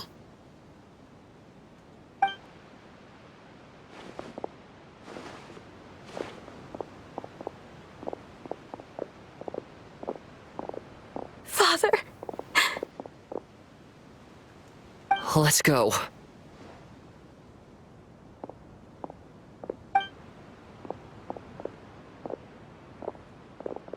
Here, grab my arm, Linny. I'll help you walk back. Thank you.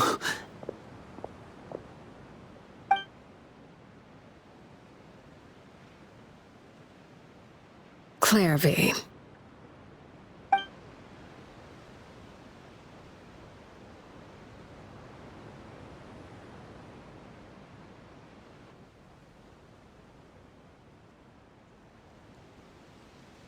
Can we talk now?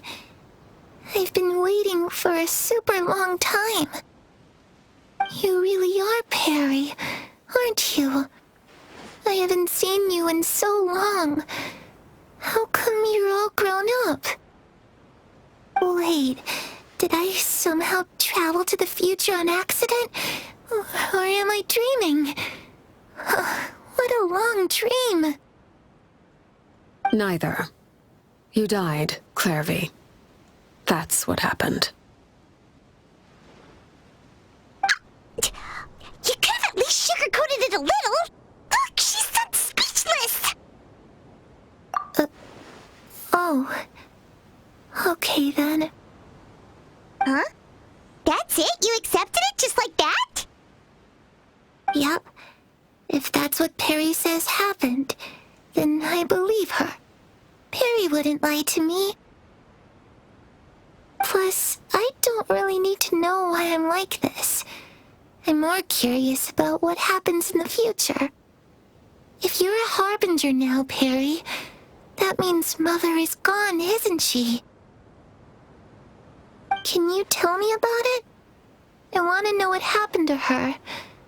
And to me. You never stopped trying to defy fate. At first, no one believed you. You could only vent your frustrations to the moon. In fact, you often sought comfort in the night sky. You wanted to see the aurora, so one night we promised each other we would go to Snezhnaya to see it together. Later on, you tried to run away, but you were brought back each time.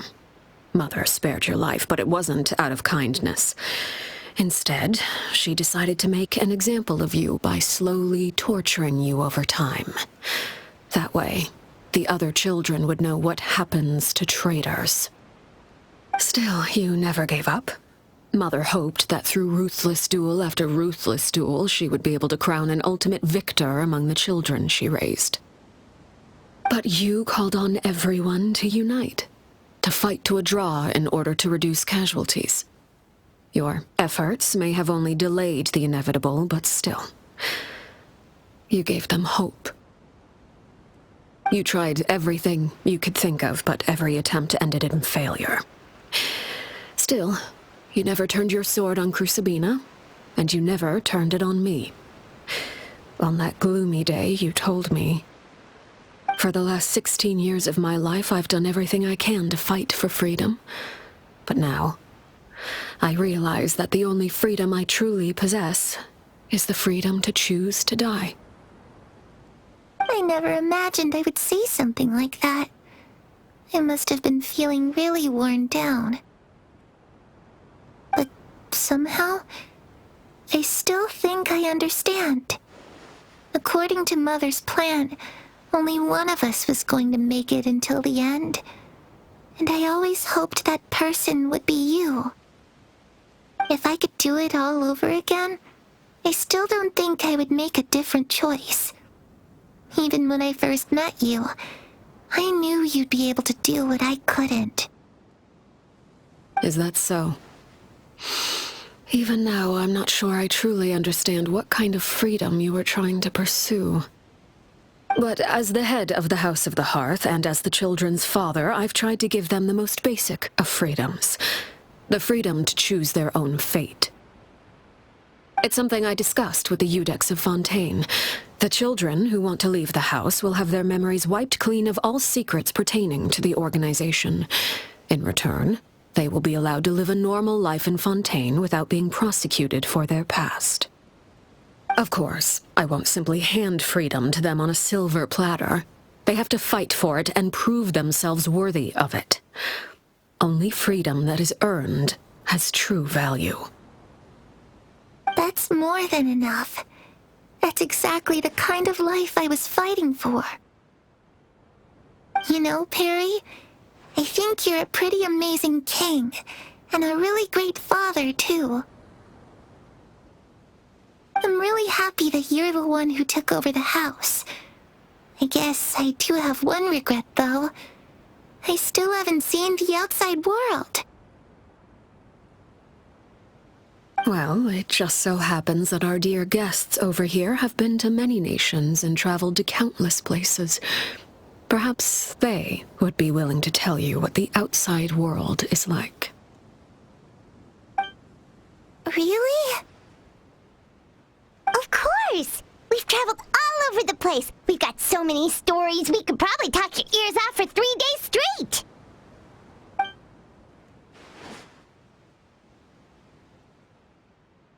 I was always too afraid to skip Mother's fighting lessons. But at the academia, I bet you could do all sorts of secret things in class. Things that have nothing to do with studying. I'm just kidding. Being able to study whatever you want without having to fear for your life. Actually, you know, I used to dream of being a bard. Playing the lute while singing into the winds of freedom? Even if there was no one there to listen, I would have continued to sing no matter what.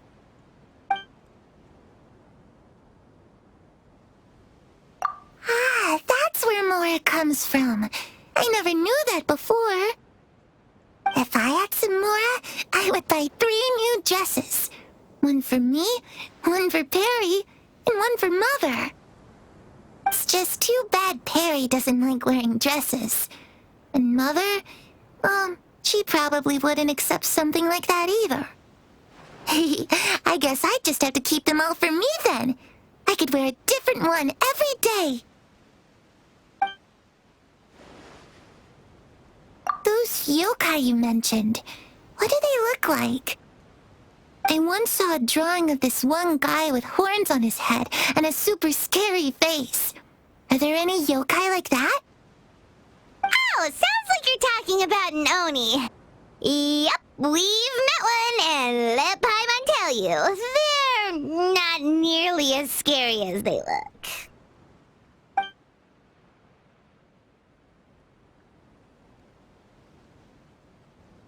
The situation was super dangerous. Lenny and Lynette were accused of committing a crime, and they were going to have to stand trial at the Opera Epicles. Oh no, that must have been hard for all of you. What happened next? Don't worry, we were able to turn the situation around super quickly, all thanks to Detective Paimon, of course. How'd you do that? Come on, tell me. Okay, so it was like this. After the failed magic show, we rushed to the scene and...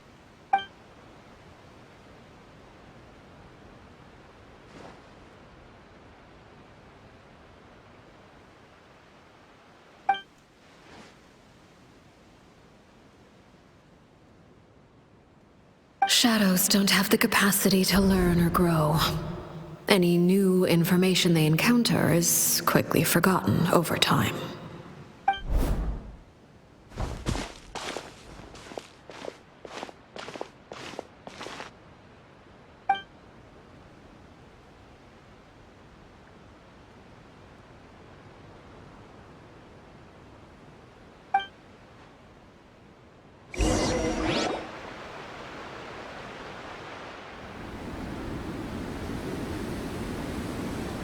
Clervie, you've worked tirelessly from the shadows to overthrow the House of the Hearth.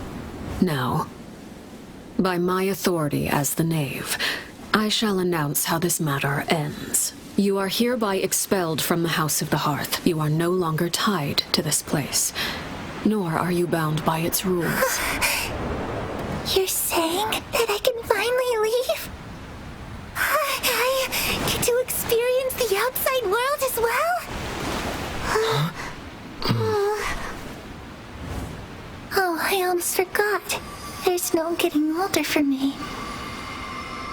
Still, seeing who you grew up to be makes me really happy, Paraware. Take care of yourself. Goodbye. May we meet again someday.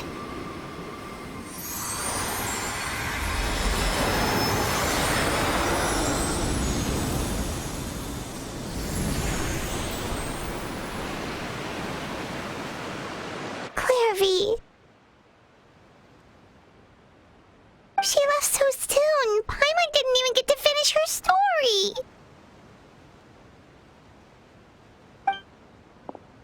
I also have certain sentiments left unsaid. I wanted to tell her that the aurora I saw in Snezhnaya was just as beautiful as the ones in the pictures. But a shadow's memories reset at dawn.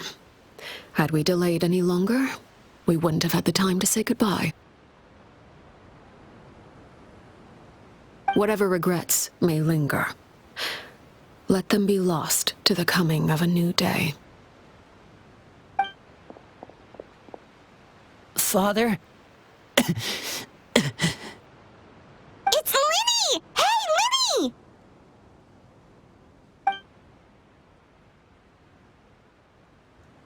What is he doing back here? Let's go check it out.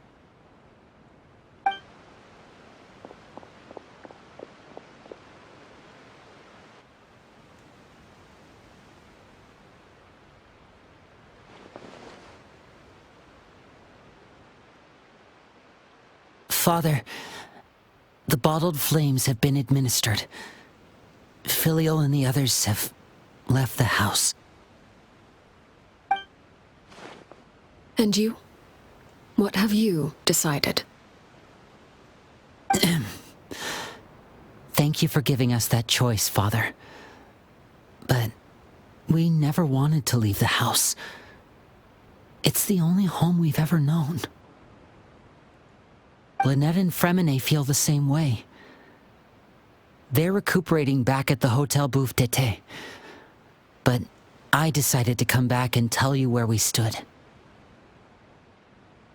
I'm sure you're well aware of the expectations I have for you. I want you to follow in my footsteps and become the next king of the house. Yet you seem to have different ideas. I must admit, I'm rather surprised by your decision to stay. There's nothing wrong with choosing to live a quiet life. Leading this organization is a heavy responsibility, one not so easily carried by someone forced onto the throne. I just never understood what you saw in me. What made you believe I was deserving of that throne? You're brave, talented, and, most importantly, you cherish your family. You would do anything to protect them, even if it costs you your life.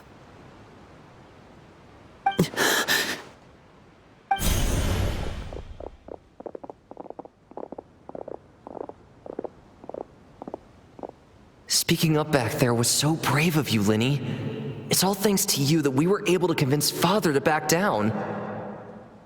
You're a hero, Lynnie. Hero? Father is the real hero. Had Father gone all out during the duel, there's no way I would have walked away with my life. She must have had it all planned from the beginning, from the very moment she suggested a duel. I'm not deserving of that title. I'm not strong enough or smart enough. You're wrong. In my opinion, all you need to be deserving of the throne is conviction and the necessary strength to act on it. We may have different ideas of what it means to be a family, but you can hardly be said to lack conviction. What you truly lack is strength. For someone of your talent, though, that's something that will come with time. Even without that strength, you still chose to face me in a duel, even though the odds were stacked against you. That capacity to honor your convictions is what I truly see in you.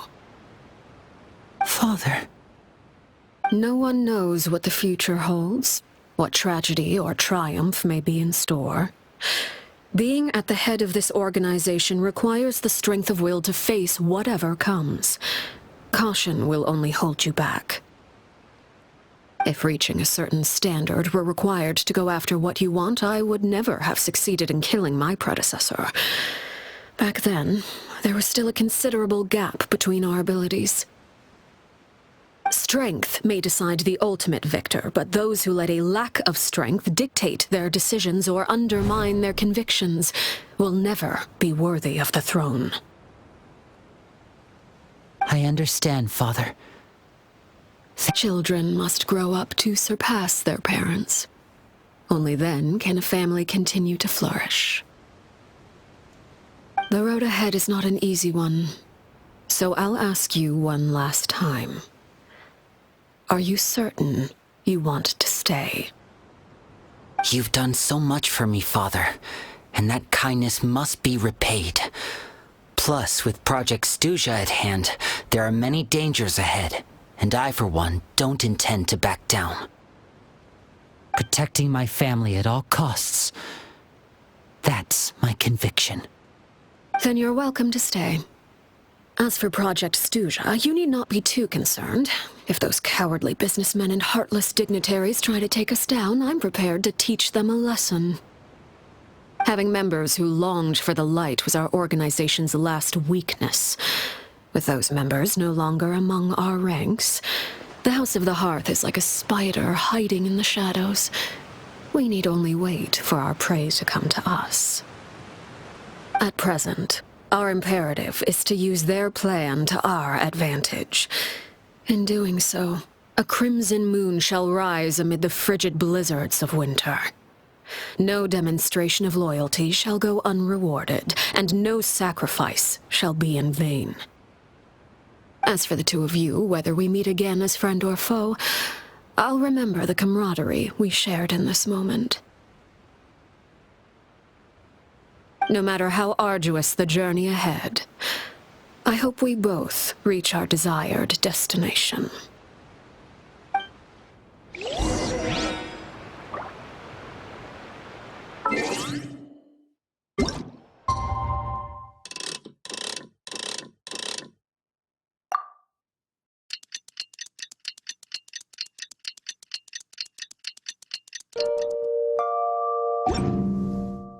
Every journey has its fine. Didn't Linny say that Lynette and Fréminet were recovering at the Hotel Busca?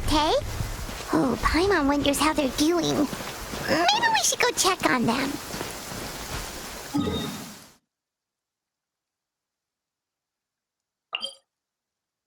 Be sure to store them appropriately.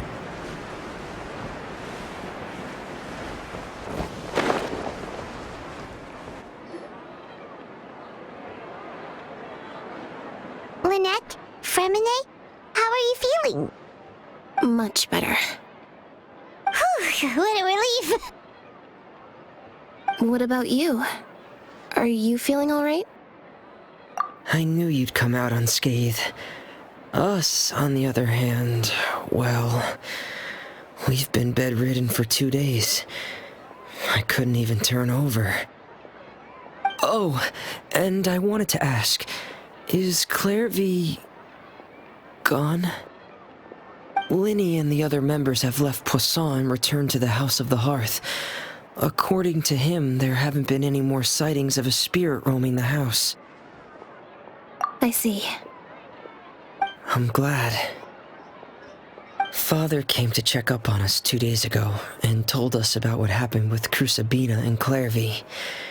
Actually, I've met Crucibina before. Wait, what? You've met the former knave? Crucibina died a year after Clervie. It was during the year between their deaths that I joined the House of the Hearth. Crucibina had an extremely cruel and radical way of doing things.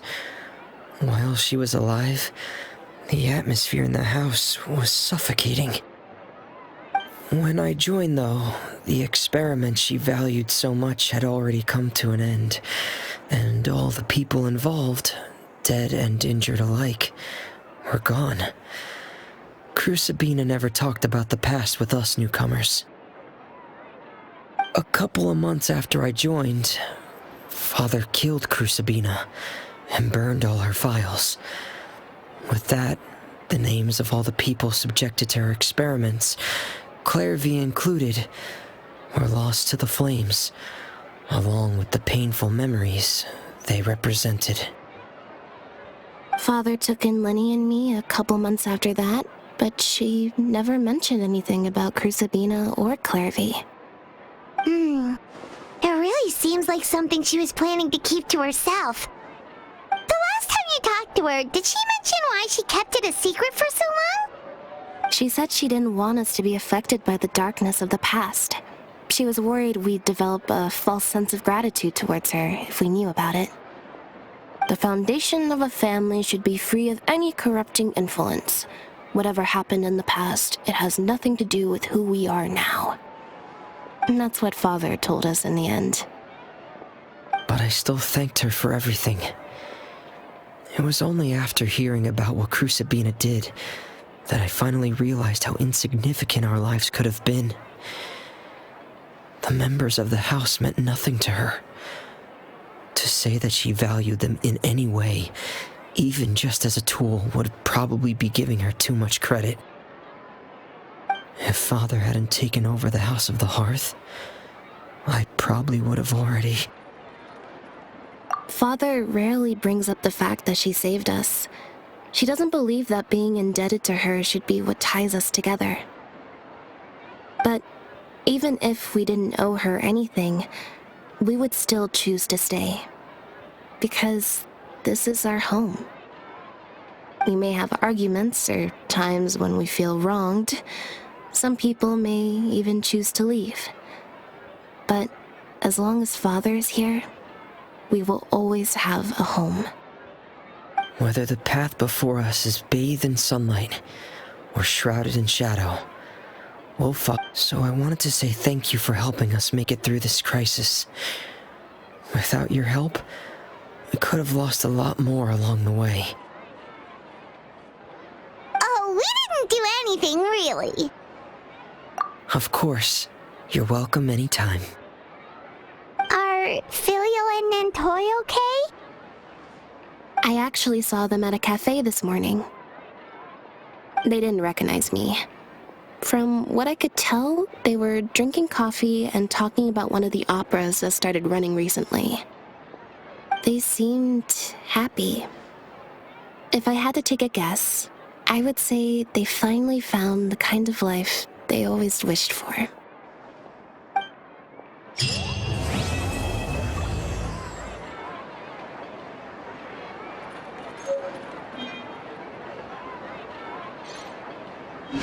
No way!